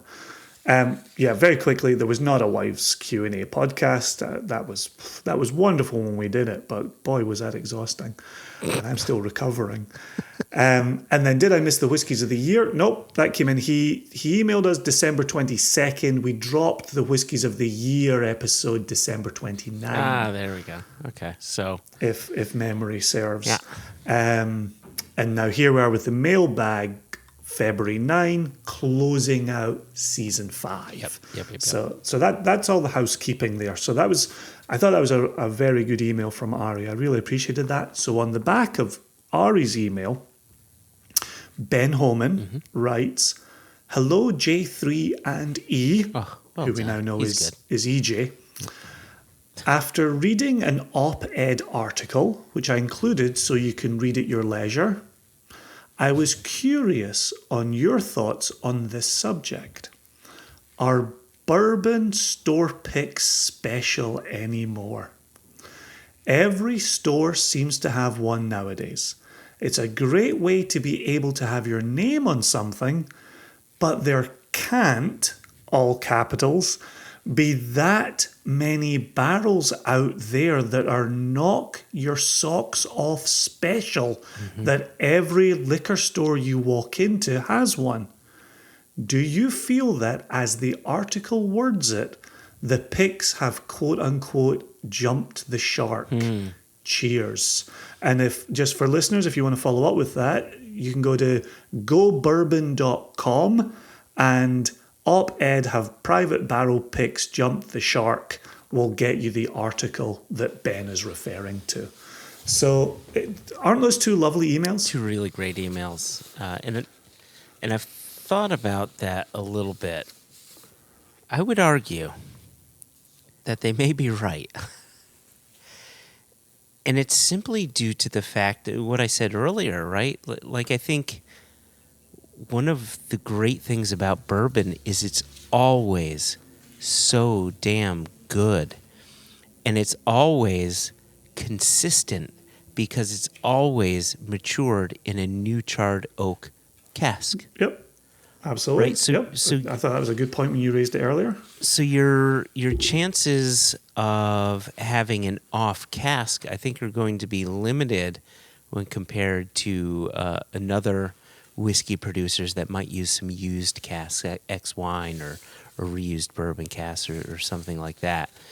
So I would argue that all of those store picks are probably really good and for different reasons, but it gets to what Syndrome had said in Pixar's The Incredibles: if everybody's special, then no one's special. Right? If everything's good, then everything's just good and it's not special. You know, having said... I love that you just have that up your sleeve ready to go. I think about that all the time. Syndrome. And yet you don't think of, if Jason has 3 names, then he really has 4 names. Fuck, don't bring that up. Jason, I had just repaired my brain from having endured that onslaught of words and truth and scariness. Yeah, I would argue that within the onslaught of store picks, there will always be outliers. I think that there are some people that are known for having really good selections, but I don't know if their selections are better than anyone else's selections, but their selections may be more in line with more people's palates than, you know, I don't know what I'm trying to say. That just something that might be more appealing to more people. And then you get a name for yourself, right? Then you become this guy or girl that picks Cask, and you want to get one of those bottles because you know so-and-so picked it. I like right. Ari's comment here that instead of aiming for 4 to 6 picks a year, if you're doing it with a group of whiskey lovers and you're one among friends, go looking for that one unicorn, right? Put your time and effort and money into that. Because if you're a liquor store owner, you're looking to sell things to your consumers that your consumer will buy quickly and easily and reoccurringly, right? And maybe they'll pick up some other things off the shelf while they're in there, right? There's definitely a business aspect to the number of liquor store picks that we see. And I take away, this is a little bit like something I said earlier as well about the consumer and the power the consumer has. Just because a liquor store puts out a pick doesn't mean you have to buy it. And you don't have to buy all of them, right? And so I think it would be that, you know, but then you run into a very well-known problem, which is, but if I don't buy it, it'll sell out. And if this is one of the best that's been released, I won't have a bottle. I think it's okay to not have a bottle. It's really okay. Right? And so there's an aspect here that there is something really nice about a liquor store having its own pick, and it comes in that distillery's bottle with that distillery's label, and you get your sticker on it or your neck tag on it or whatever it is. You get to put a little bit of yourself on it. Once they sell slower, liquor store owners will be more judicious in what they put in front of the consumer. Yep. So the consumer has to kick that off by being more judicious about what they purchase. Power to the people. I like that. Yeah, the one thing that I was going to say about this is I found myself in a Four Roses rabbit hole. And there was a period of time where every shop had their own Four Roses. And there were you could do 2 different Four Roses single casks. You could just have it bottled at 50% alcohol, and you kind of get what you get, and you can put your store's sticker on it. Or you can go with their upper tier program and get it at full cask strength and blah, blah, blah. And groups would pick them and shops would pick them. And I got to the point where I may have 56 different, I had to say that quietly, I may have 56 different Four Roses single casks. And you know what I do? I open the bottle, I have a sip, I say, oof, that was good. I close the bottle and I don't revisit it for another couple of years. Like, that's the problem that I was running into, because they were also, at that time, they were cheap. You can get them as cheap as $49. Now they're at least $89 if they're available at all. So it's a different game. But I had that same thing. Oof, I don't want to miss out on this one. It's got that recipe. It's an OBSF. I've got to get that. It's an OESO or whatever. I've got to get that. And it's difficult to shake yourself from that cycle. So I remain curious about this very precise expression in Ben's email. So for listeners in other countries, to jump the shark is often when a TV show, you get to that episode where you say, oh no, this isn't what it used to be. This is really, oof. And I think one of the famous examples is Happy Days, when the Fonz literally jumps a shark. That's where it came from, because he jumped the shark. That was the one episode they're like, oh, they just went overboard here, and jumped the shark became shorthand for jumping a shark. So many of us have had it, right? Or you're reading a series of books and you get to the 8th in a 12-part fictional series and you go, oh no, this has gone a very wrong place. So, to Ben's question, based on this op-ed, have barrel picks jumped the shark? I would say that the picks haven't jumped the sharks, but the distilleries allowing for such a multitude of picks have made it so that the process has jumped the shark. Nice. So I was listening very carefully to your answer, because my answer is no, the picks haven't jumped the shark, but consumers need to be more careful in what they purchase, because there are still going to be, amongst all of those picks, this is to Ari's point, there are going to be casks that blow your socks off. Mm-hmm. And then there's going to be a lot of stuff that has that retailer's name on it, and you can buy it exclusively from them. And it'll probably be a fine sipping bourbon. Yeah. Fine sipping bourbon. James Foster would like to interject at this moment. Okay, and then we have something from Ben Smith on the Facebooks that I want to get to as well. So you do Foster, and then I'll do Smith. James Foster says, if I catch cold, I am blaming you. This is not the right time of year to go barefoot, but I just had my first sip of the Kilchoman finished Catoctin Creek rye. It knocked my socks off. Thanks a lot. Parentheses, seriously. I loved that he slipped in a very serious dad joke in there. I can't go barefoot, but this knocked my socks off. Hey, hey. I love it. And I really he's a man of taste. He's got a good palate, and the fact that he saw in our Catoctin Creek what we hoped people would see brings a tear to my eye, tear of joy. Yeah, right. It's a great email. And look at that, right? It's a Kilchoman XPX finished Catoctin Creek. Finished American whiskey. Right? We weren't trying to hide anything in the Catoctin Creek. In fact, we hoped the Catoctin Creek would still shine through the Kilchoman PX finishing, which it did. We just took that offering in a very different direction to offer up a Catoctin Creek that had never been offered before. There you go. Hugely successful. Hugely. So to your face places. So there's going to be a few things here. The first one is going to be a boom, boom. All right? And then maybe a boom. Not a boom, boom, boom, boom. No, more like a snow, like I lick a boom, boom down. Snow. Jason, I'm here for all of the dumb references. All right.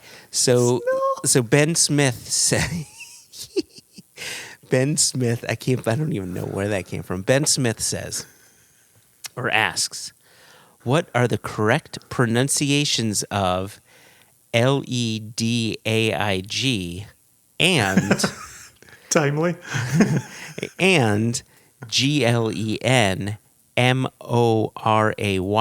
in Scottish? And then finally, how do you say the number 4 in Italian? Well, we are now into the year 2022, and so this year's woodcut will be the coveted 4.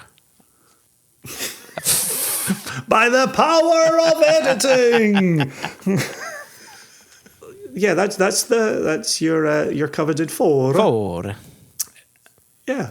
So, Lechig and Glenmurray. Yeah. So The trick. Let's say it a little slower, with a little more. And Yeah. that's to my very point. When faced with Scottish pronunciations, the goal is to go through them as quickly as possible. I understand that, but what I'm saying is there's a good chance he didn't fully understand you. So enunciate and then do it the way it's meant to be done. Okay. Very simply, Lechig and Glenmurray. Damn it. So to translate what Jason said. Was that slow enough? Lechig, or lechig, some people say lechig. What it isn't, what it clearly is not, it's not Ledaig. And I know our wonderful friend David Sturck says Ledaig, and he's like, it's spelled Ledaig. I'm going to pronounce it Ledaig. God love him. So it's Lechig, and then Glenn Murray. Like, think of your best friend Murray, or Jason, in your case, your brother Murray. Glenn Murray. So Lechig and Glenn Murray. Glenmurray. Good. All right. So that was one. Easy peasy. Ben has a list of questions in Facebook. I'm not going to read them all. I'm going to only read the ones that moving forward that really gave me a chuckle.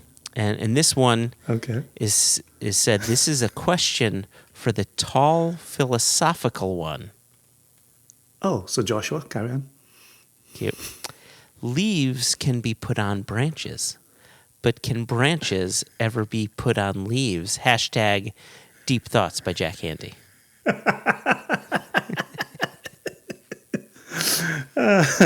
No, that's against the laws of nature. That will never work.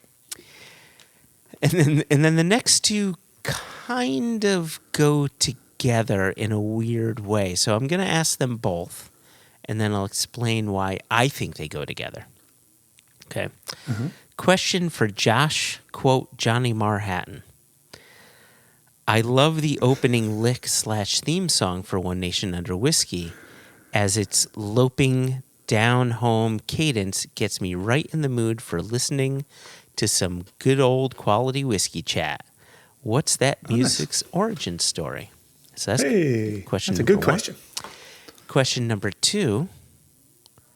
There is a connection here. He says, "What's up with all the Hobbiton talk?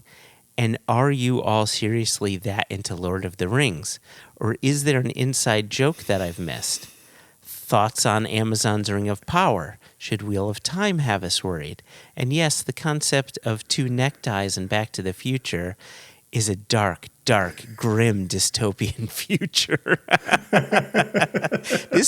Ben is a person who listens to detail, and I quite like that. So, I just love the fact that when he talks about that opening riff, it settles him the exact same way it settles me. All right. Right? And I'm sure it settles you. I just don't want to put words in your mouth. Yeah. But yeah. I absolutely hear that, and I know what's coming next. Yeah, that makes me very happy. So yes, please, origin story.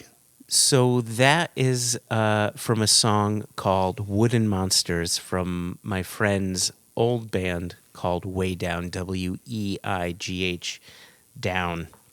And the album is Welcome to the Family Zoo. The album came out in 2004 or 2005. And when they wrote that song, the internal comments were basically, are we writing this song for Josh?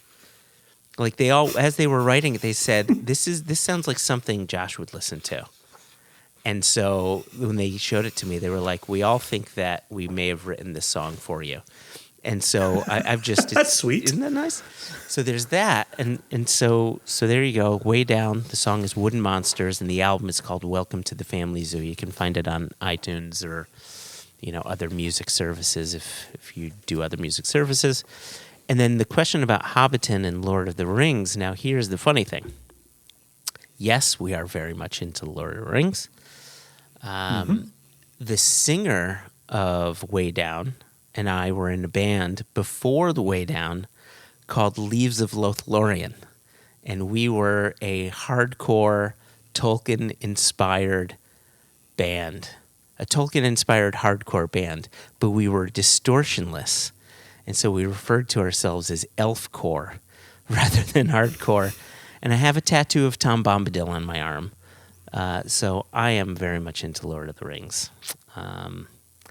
I've tried Wheel of Time. Didn't really like it so much. I'm excited for Rings of Power. And yes, Two Neckties is for a dystopian future. Did you have anything to add, Jason? Also, huge LOTR fan. Never been in a elf core band. Don't have any tattoos. Read The Hobbit when I was 11, and that settled. There you go. Okay. Lovely. A lovely series of observations and some lovely questions coming out of it. Mm-hmm. So the listeners can't see it, but I can see your polo shirt. Uh-huh. And this question from Anthony Rivera, formerly known as Balancer, he does sign it. Anthony Rivera, Balancer, the French. And I don't know what the French part is, do you? The French? Well, I know we say like AF, like as a Frenchman. The French. Yeah. I'll have to think about that. So Anthony, to give him his Sunday name, says, Dear One Nation Under Whiskey, I have 2 questions inspired by one whiskey. The first question I've had for many years, but could never remember to ask when I was with someone who may know. First, let me tell you, the whiskey is from M&H. It's the Apex Series Fortified Red Wine Cask. Okay. By the way, he says, great with cigars and a juicy steak. Okay. He continues, I was lucky enough to meet Tal and Tomer from M&H when I first tried this. I have regretted not asking them this ever since. If you only have the time for one question, please answer the first one. We are going to answer both, though. First off, the fortified red wine cask drinks as if it's peated or smoky. How beautifully does this tie into our Craig Ellicky comments, right? But, says Balancer, it is not a peated whiskey. Question. How can a whiskey taste peated when it's not? In answering, let's assume that no peated casks were used. My guess is it's the heavy char of some casks that is passing this flavour on. I've regretted this many times over the years and have always been curious of where this is coming from. And then just very simply, what does it mean to be a fortified wine cask? And it's interesting because in his question, he's put the quotations around fortified and then left wine cask, as opposed to putting them around fortified wine and then leaving cask. Okay. So he says, I've seen this a bit more recently and not sure what it means. Thank you and cheers. Anthony Rivera, Balancer the French. There you go. Balancer the French. Did you want to tackle the first part? Dude. Dude. You are sitting before me today in your M&H polo. I know you had a meeting with M&H before we started this recording. This is a question about M&H. This, my friend, is 100% your territory. Perfect. So, the interesting thing about that cask, and I would argue found more so in M&H's Elements red wine, is that you get this smoky element from a non-peated spirit, but specifically from the types of grape used to make these wines. So M&H, being a kosher producer, has to source kosher wine casks if they want their final product to be a kosher product. Israel has one of the biggest, it's one of the biggest wine-producing countries in the world. They make a ton of wine, but they're Mediterranean grapes. You're not going to find your Cabernets, your Pinot Noirs, Petit Syrahs. You know, you're not going to find the grapes that we think of when we think of Napa or that we think of for French wines or anything like that. They're Mediterranean grapes, many of which I don't know their names. Most people who aren't familiar with Mediterranean wines will not know their names, but they've got different flavor characteristics. And so when I drink Elements red wine, I got the same thing. I got this peatiness. And the explanation, yeah. Could I just ask a very quick follow-up Yeah. that's been in my head? Are we talking an Isla peatiness or a Highland peatiness? Definitely not Isla. Like it seems like it's phenolic. It's earthy. It's not even necessarily smoky, but it's earthy. There's a heft to it, right? It's not iodine. It's not sea spray or anything like that. And Not seaweed. or seaweed, yeah, or anything like that. But you're dealing with grapes that have an earthier presence overall when delivered in wine form or when delivering flavors to the spirit.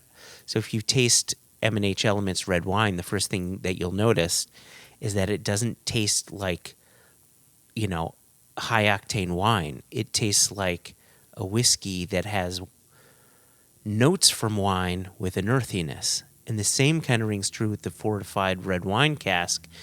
They're dealing with a fortified wine that used grapes that were from a Mediterranean source. And so you're going to have that same sort of earthiness coming through that might translate from your taste buds to your brain as a peatiness. But it's not peaty, it's just earthy grape quality coming through. And then simply put, fortified wine? Right, so fortified wine as compared to regular wine, sherry, port, Madeira, Carcaveos, I think that's how it's spelled. These are all fortified wines. I think it's pronounced Kurt Cobain. Kurt Cobain. God, I just ran out of Nirvana songs to sing. Anyway, so a fortified wine is basically where you take wine, you mature it in cask, and you fortify that wine with a bit of neutral alcohol. Sometimes it's usually grape-driven alcohol. It increases the ABV overall within the cask, which increases the extraction of flavors from the wood while that wine sits in casks. So you're fortifying it. In the case of sherry, Anthony, you may or may not remember our episode with Mario from Lustau, but he talked about the way they produce the sherry. They make a Fino sherry that's about 14% alcohol, and within that cask there's a yeast layer called flor that sits on top of the wine, protects the wine from oxidation, also protects it from getting too much influence from the wood. What they do to convert that to an oloroso or another style of sherry is they fortify that wine with the spirit to bring it over 15% alcohol that kills the flor, and then the wine can start extracting flavor from the wood. So that's it. It's just fortified wine. It's basically Israeli-style port or Israeli-style sherry or Israeli-style Madeira. They can't call it sherry, port, and Madeira because sherry has to be made in Spain, port in Portugal, Madeira on the Madeira Islands, etc. So it's a fortified wine cask. That is both a perfect answer and a series of words that have made me ready for Manzanilla. Oh. However, we're not going to do that. Are we? But I as soon as finished I'm- my Kilhoman. Do we have another whiskey? Did you even sip on your Kilhoman, Jason? Yeah, just I feel like you're an amateur. I feel like you're just pounding. I've had middle of the 3 afternoon whiskeys. here. I've had 3 like half-ounce pours over the course of 2 hours and 7 minutes. Pounding. So while we're working on this, for listeners of the Mailbag who have been patiently waiting for a Dr. Matt Bishop appearance, I know, I've been waiting. now is your moment, and I'm going to give Joshua the privilege of reading that. He did something absolutely remarkable. He wrote in saying, "Hi, Joshua and Jason. Please find attached my mailbag episode question. I hope you find it interesting enough. With all my best wishes for the festive period, cheers, Dr. Matt." And then he attached what looks like in America a family's festive missive to friends and family. It's got graphics. It was in PDF format. It's serious shit. Yeah. Like, I was so impressed by this. You know, it's great too. It's kind of like the old Mad magazines. If you triple fold it a certain way, it becomes a whole other picture. It's really great. I love what he's done. He's gone above and beyond. He's blown us away with this one. So with the table set, we need to be sipping on something that works with this.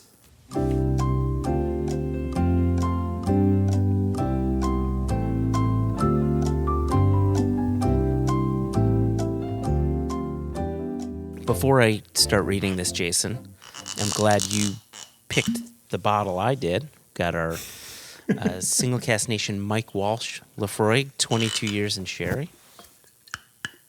Not a bad whiskey to read this letter on. So here we go. From Dr. Matt Bishop.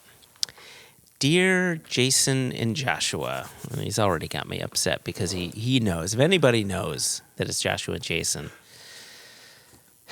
But his email said Joshua and Jason. Oh, so he's playing the field here. There you go. All right. He's an equal opportunity offender. After the scientific themes of my previous machinations, I thought that for my 2022 mailbag entry, I would turn my attention to a more literary and more philosophical question concerning the world of whiskey. Filling a brief hiatus in podcast offerings for my daily commute to Edinburgh, I listened to an audiobook version of George Orwell's classic allegorical tale, Animal Farm. It's been over 30 years since I read this novel as a teenager at high school, and I wondered whether it would have a different meaning to me now. For the nation listeners of the podcast that may not have read the book, it's a tale of an English farm that is taken over by rebellious animals, led by a pig called Napoleon. From the beginning, all the animals are equal and humans the enemy. But the story ends with the pigs asserting their power, wearing human clothes, walking on two trotters, and being, quote, more equal than the others. Written during World War II, it reflects the rise of communism and the struggle of the working classes. What about whiskey, I hear you cry? Well, as a teenage reader, any mention of whiskey in the story would not have held my interest, but now pricks my senses. I love his use of the word pricks. The animals of Animal Farm kicked out Mr. Jones the farmer, as he was often drunk and treated them harshly, and whiskey was his drink of choice. I have no doubt that George Orwell chose whiskey, as at that time it was drunk of the wealthier classes, and it was therefore no surprise to show just how, quote, human Napoleon and his band of megalomaniacal, that's a good word, megalomaniacal pigs had become. George Orwell wrote, quote, "That night there was the sound of uproarious singing, which was followed by what sounded like a violent quarrel and ended at about 11 o'clock with a tremendous crash of glass. No one stirred in the farmhouse before noon on the following day, and the world went round that from somewhere or other the pigs had acquired the money to buy themselves another case of whiskey." End quote. Mm-hmm. So, comrades Joshua and Jason. Look at that. I just assumed he would say Jason and Joshua because of how he opened it, but he really is an equal opportunity offender and confuser. Here is this year's mailbag question from me to you. What if George Orwell was actually writing not about class struggle or the rise of communism, but about the battle between old-fashioned, outdated blended whiskey market and the new dawn of the single malt age. Is it just a coincidence that when Napoleon and the other pigs made themselves the ruling elite, they rose up onto their hind legs and kept walking? Oh, that's funny. Discuss. And then he says, oh, that's so good.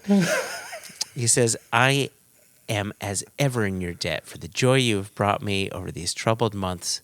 Cannot be repaid. From Joshua's cherubic chuckles to Jason's wizardic wanderings, I thank you both for your time and effort in such a simple thing as a podcast. Yours, Dr. Matt, East Linton, Scotland. Let me just say it's always the wizardic with Matt. It's always to the wizardic.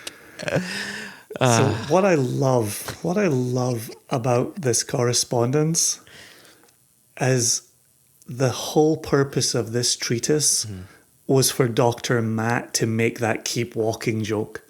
Like, I know that when he was listening to this audiobook on his commute, as soon as he heard kept walking, the mind started, the cogs started turning in his mind, and I'm deeply honored that he thought of sharing it with us.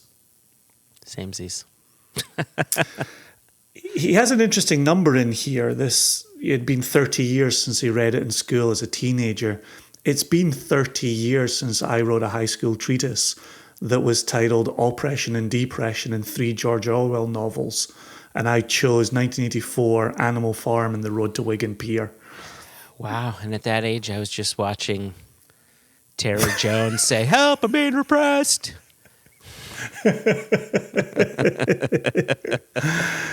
So I think the evidence speaks for itself. I think the fact that the pigs rise on their hind legs and keep walking, I think Orwell positioned, I know he wrote 1984 on Jura. I'm not sure where he wrote Animal Farm, but I think it's pretty obvious that he was articulating a position on the incoming single malt versus blended battle. I don't think there's any doubt. What year was this written? Written during Second World War. Oh, yeah, that's right. It's written during the Second World War. So I would say no, because there wasn't single malt then. There were independent bottlers, but it was still blends at that time. Like I like this idea and how fun it could be, because I think you can find some parallels, right? There's something to be said. So all right. So we are meant to be philosophical. So as the philosopher, Jason, what say you? Who's the human? Who's the pig here? If this were in the case of blends into single malts, are the single malts the pigs? That's now it's going to get controversial. I was going to make a much less controversial point, which is I think Dr. Matt is convinced that you are the farmer in this company. Me specifically? You play the allegorical farmer in this company. Oh, right. Where you're the drunk, vicious one. Wow! If only you knew. And treats me harshly. Oh my gosh, people! If only you knew how I was treated in this company. If only you knew. Oh my gosh! Poor Joshy. Listen, that was tremendous, absolutely tremendous. I loved that exercise by Dr. Matt. But, if Dr. Matt really went above and beyond with the PDF format, which, is that like saying PIN number? Is that an abortion on stilts? It is, because it's a portable document format. No, portable document file. It's a file. Yeah. So it'd be, it's not like MSDS or an ATM. So I can say thanks to him sending this in PDF format. You could just say thanks for sending the PDF. Oh, but you want to specify Yeah, I see what you're saying here, Jason. All I'm trying to specify is that he went above and beyond. Two other people who went above and beyond are Michael and Bonnie Nolan, who not only sent us literally 6,342 questions, but also sent a gift. And I know, Joshua, how incredibly strong your FOMO is. And you received this gift a full 24 hours before I did. Full 24 hours. Full. And it's been crushing me that I've been waiting 24 hours to open this. So do you have this gift? I have it to hand. That I have it to hand. each of us has? So let's describe it, seeing as this is an audio gift. So let me tell you, when I received it... Can I say it looks like a box of chocolates? So you had said it looks like a box of chocolates. I looked at the shape of it and I thought, did someone send me a Led Zeppelin box set? Like it has that size of multiple albums. Oh, for vinyl. Yeah, for vinyl. Because right? I have the Led Zeppelin box set, but it's on CD. No, I got it on vinyl because I doesn't look appreciate anything like music. this. Yeah. I spent so many years smashing vinyl. Once Elvis came along and he was, disrupting the youth, Yep. I just got into vinyl smashing. You'd want to talk about a wonderful hobby. Vinyl smashing is terrific. That's the name of my new band, Vinyl Smashing. It's why I'm going to get into book banning next. So. Oh, don't be so mousy. So here we go. So it's about 15 by 15, somewhere around there, and it's. I'm telling you, dude. Yeah. Your comment that it looks like a stack of vinyl is 100% spot on. Right. I'm starting to change my own mind that it's a box of chocolates, and now I'm starting to think it's a stack of vinyl. All right, let's get to ripping. Oh, and really quickly. So mine says on it, "Please open with Jason" on both the front and the back. Please open with Jason. And mine says the same. Please open with Joshua. There we go. Yep, there we go. All right. Oh, this is beautifully wrapped. Right. This is spectacular. Okay, we're trying to slide it out at the same time. It is chocolate. Have you seen it yet? No. I'm trying to slide it like a sleeve, I don't have a place for purchase. You're supposed to drop it like it's hot. That's the problem. It's a box within a package. So mine has a letter on it. Does yours? Oh boy. Does yours have a letter? Oof. I need a cigarette after opening that. So the letter says, "Joshua, please open when you are with Jason. Yes, FaceTime, Zoom, any other electronic means is acceptable." And then the letter... Yeah, mine says the same. Beautiful. Opening the card. Oh, gosh. When people thank me for things, I'm always taken aback. And so it's a thank you card. Thank you so much. And my letter... Do you want... Yeah, you read your letter first. You read your letter first. Mine says, "Thank you for your friendship, love, palate, and for providing whiskey to us through the years. Love, Michael and Bonnie. Congrats on 10 years." There you go. Mine says beautiful. The same. Mine says the same. So there you go. Oh, so kind, so wonderful. They and now we're going to open this box. Oh, my gosh. That was wrapped in ribbon. Have you opened it? Yeah. So I'm just lifting the corners. I haven't looked inside. I'm going to lift the corners. Okay. And now my lid is off. I'm looking. Right. Oh, whoa! So it's a book. It's a book. It's wrapped in plastic. It has the Single Cast Nation logo on it, and it says 10 years of SCN, or how to start a whiskey community in 3 easy steps.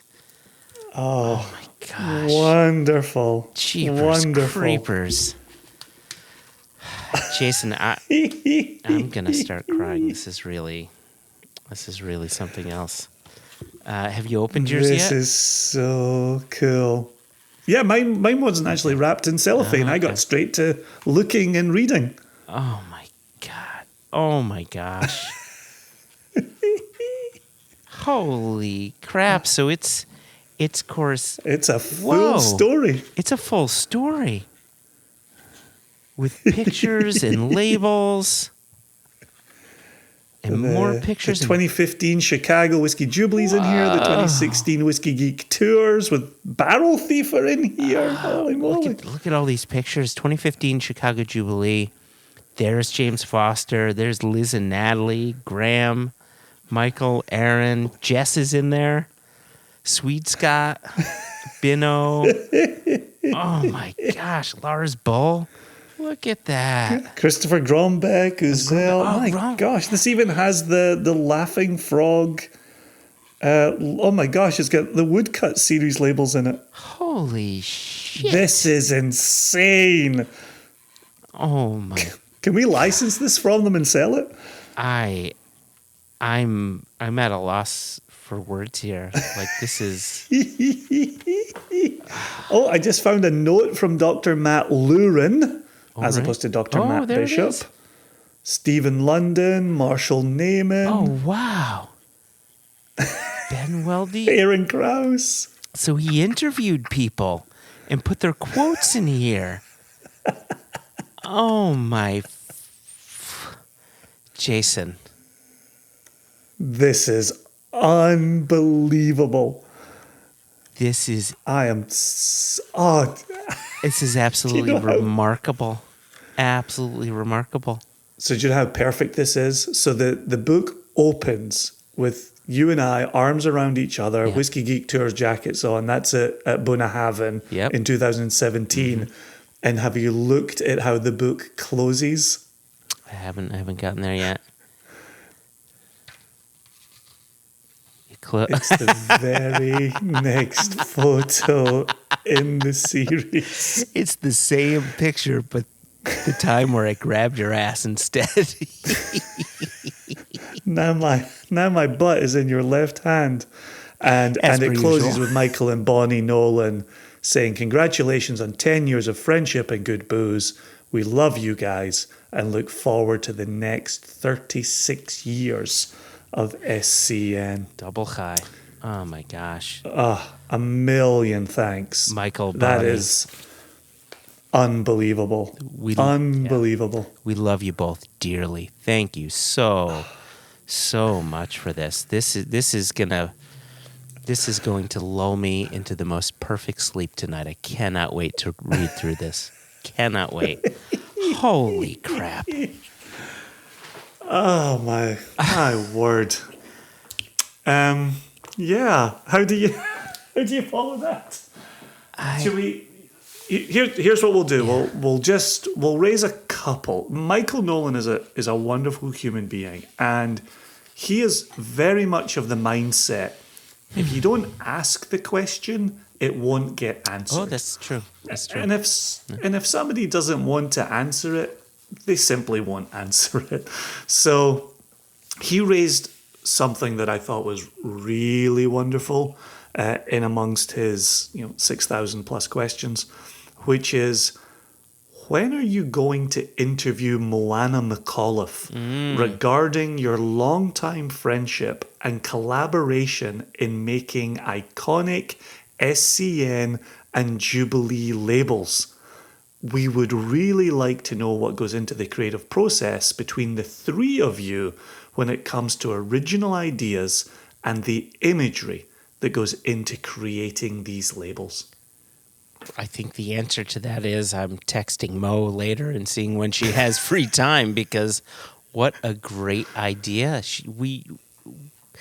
There's so much we wouldn't have if it weren't for Mo's art and her vision. And so that's a brilliant idea, Michael. Thank you. Yep. Wow. Yep. Wow. Yeah, that's definitely going to happen. He also says, when will the second Glenburgie be released? Haven't we waited long enough? He has one question here that I'm actually going to close out the mailbag episode with. I apologize. There are a bunch of questions we simply did not get to, but we're about to have a season 6. Yep. Yeah, and exactly. We will bring up questions that were missed for a fair few episodes. We'll have a lovely, lovely time with that. Michael Nolan says, now that you have 10 years into Single Cast Nation, please look back and share some highlights. What were your hopes and dreams for SCN when you started? Has the company progressed as you hoped it would? Has the community that you set out to build materialized? That is 1,000,000% yes. That community has materialized beyond our wildest dreams. Has the loyal fan base that you have created surprised you? Also yes. Also 1,000,000 times yes. Did you expect the community to grow as much as it has? And then we have Dan Gryson, again, another chap who doesn't hesitate to write in, and it's wonderful hearing from Dan. Yep. And he has a much longer email, but he says, put yourself 10 or 15 years into the future. As you look back in time to 2021, what do you think will stand out most to you? What will be your main theme or connection to this time? Will it be the pandemic, maybe tariffs? What about the birth of American single malt as a defined category? Maybe the growth of world whiskey in general, or the continued addition of distilleries in Scotland? Sorry, not trying to lead the witnesses, so to speak.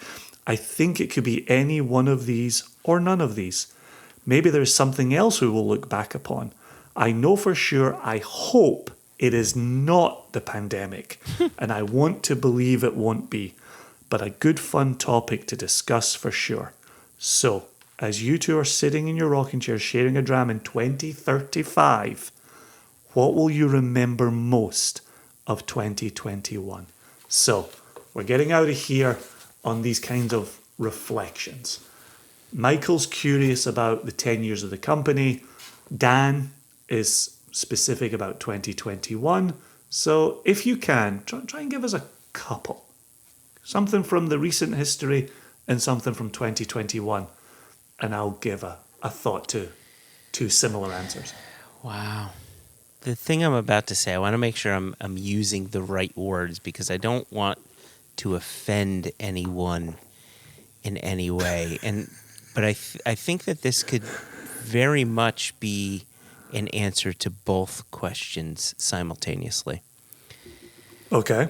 There was an episode a while back, an extra episode, right, where there were shop owners complaining about behavior of certain whiskey fanatics, right, who were just kind of being the ugly, the ugly American or the ugly representative of that community, right? Being a jerk to the retailer. Where's the bottle? I know you have it. Where's the price? But, all this stuff.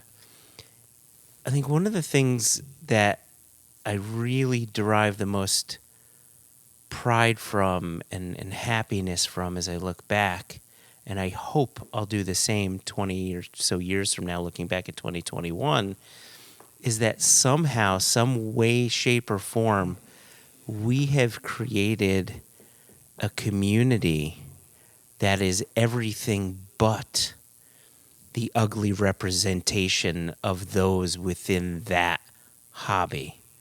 Everybody within our community has been so nice and sharing, and even when we have lotteries, and there are people who say, you know what, I decided to step back because I won the previous one. I want to give someone else a chance, right? Or someone said, ooh, I missed out, and someone will say, I got samples. I'm happy to share it, something like that.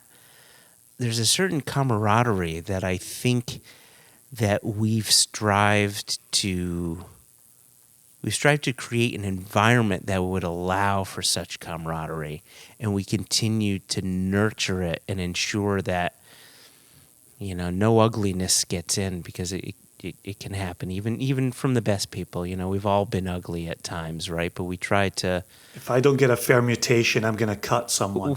Exactly. You've just become the ugly person there. But that's it. I look back and I think to something, you and I said this a while ago, and we said it kind of jokingly. It was, we're not sure if we would have ever gotten in the business of whiskey if we knew we had to deal with customers.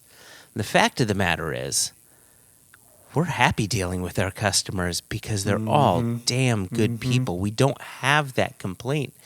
Everybody, for the most part, are so understanding, so helpful, so connected with one another. And what we have on Facebook, which is really just a small part of the community, is a good reflection of what we've helped create. So I think that is it. It's the community. It's the people. It's always back to the people for me. Yeah, my answer is a perfect mirror of that. It's the C word that we are allowed to use, right?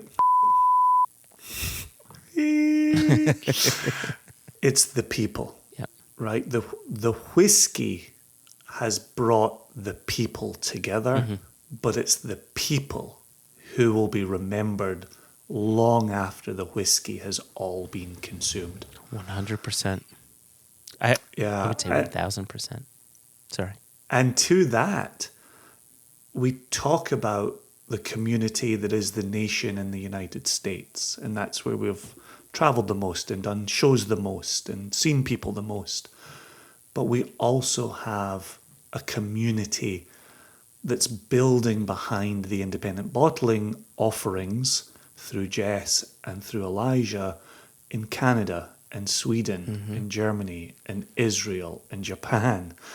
And we desperately, desperately want to get to Australia and New Zealand and many, many, many other parts of the world.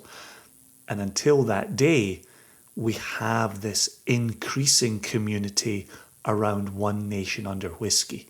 So even if we're not on your local store shelves, we are in your ears. And it's an incredible privilege to be invited on your commutes and into your ears when you're working out or you're going about your daily business. It's unbelievable where people have invited us to hang out with them. And I love it. I absolutely love it. Yeah, I just hope no one incorporates our podcast into the lovemaking. I mean, that could just get a little weird. I hate to be controversial, Joshua, but I hope they do. If someone... Well, gosh, you could have a 2.5 hour session with your loved one just listening to this podcast in your ears. Oh my gosh. Right? And, you know, at any given point, you say it's always to the penis for you. It could be like a drinking game, right? Maybe your partner will be dripping with questions by the end of your session together. Pour your questions on me. In the name of love, I'm hot, stick and sweet. From the head to my feet now. Sorry. Should we get out of here on that? Let's get out of here on that. Jason, this has been a great way to spend an afternoon/evening. And to Michael Nolan, to Dan Greisen, to Dr. Matt, to Mikey, to everyone who wrote in, James Foster, we really appreciate you all taking the time to ask questions, and it really means a lot. So, cheers to you all. I'm going to throw in a final word.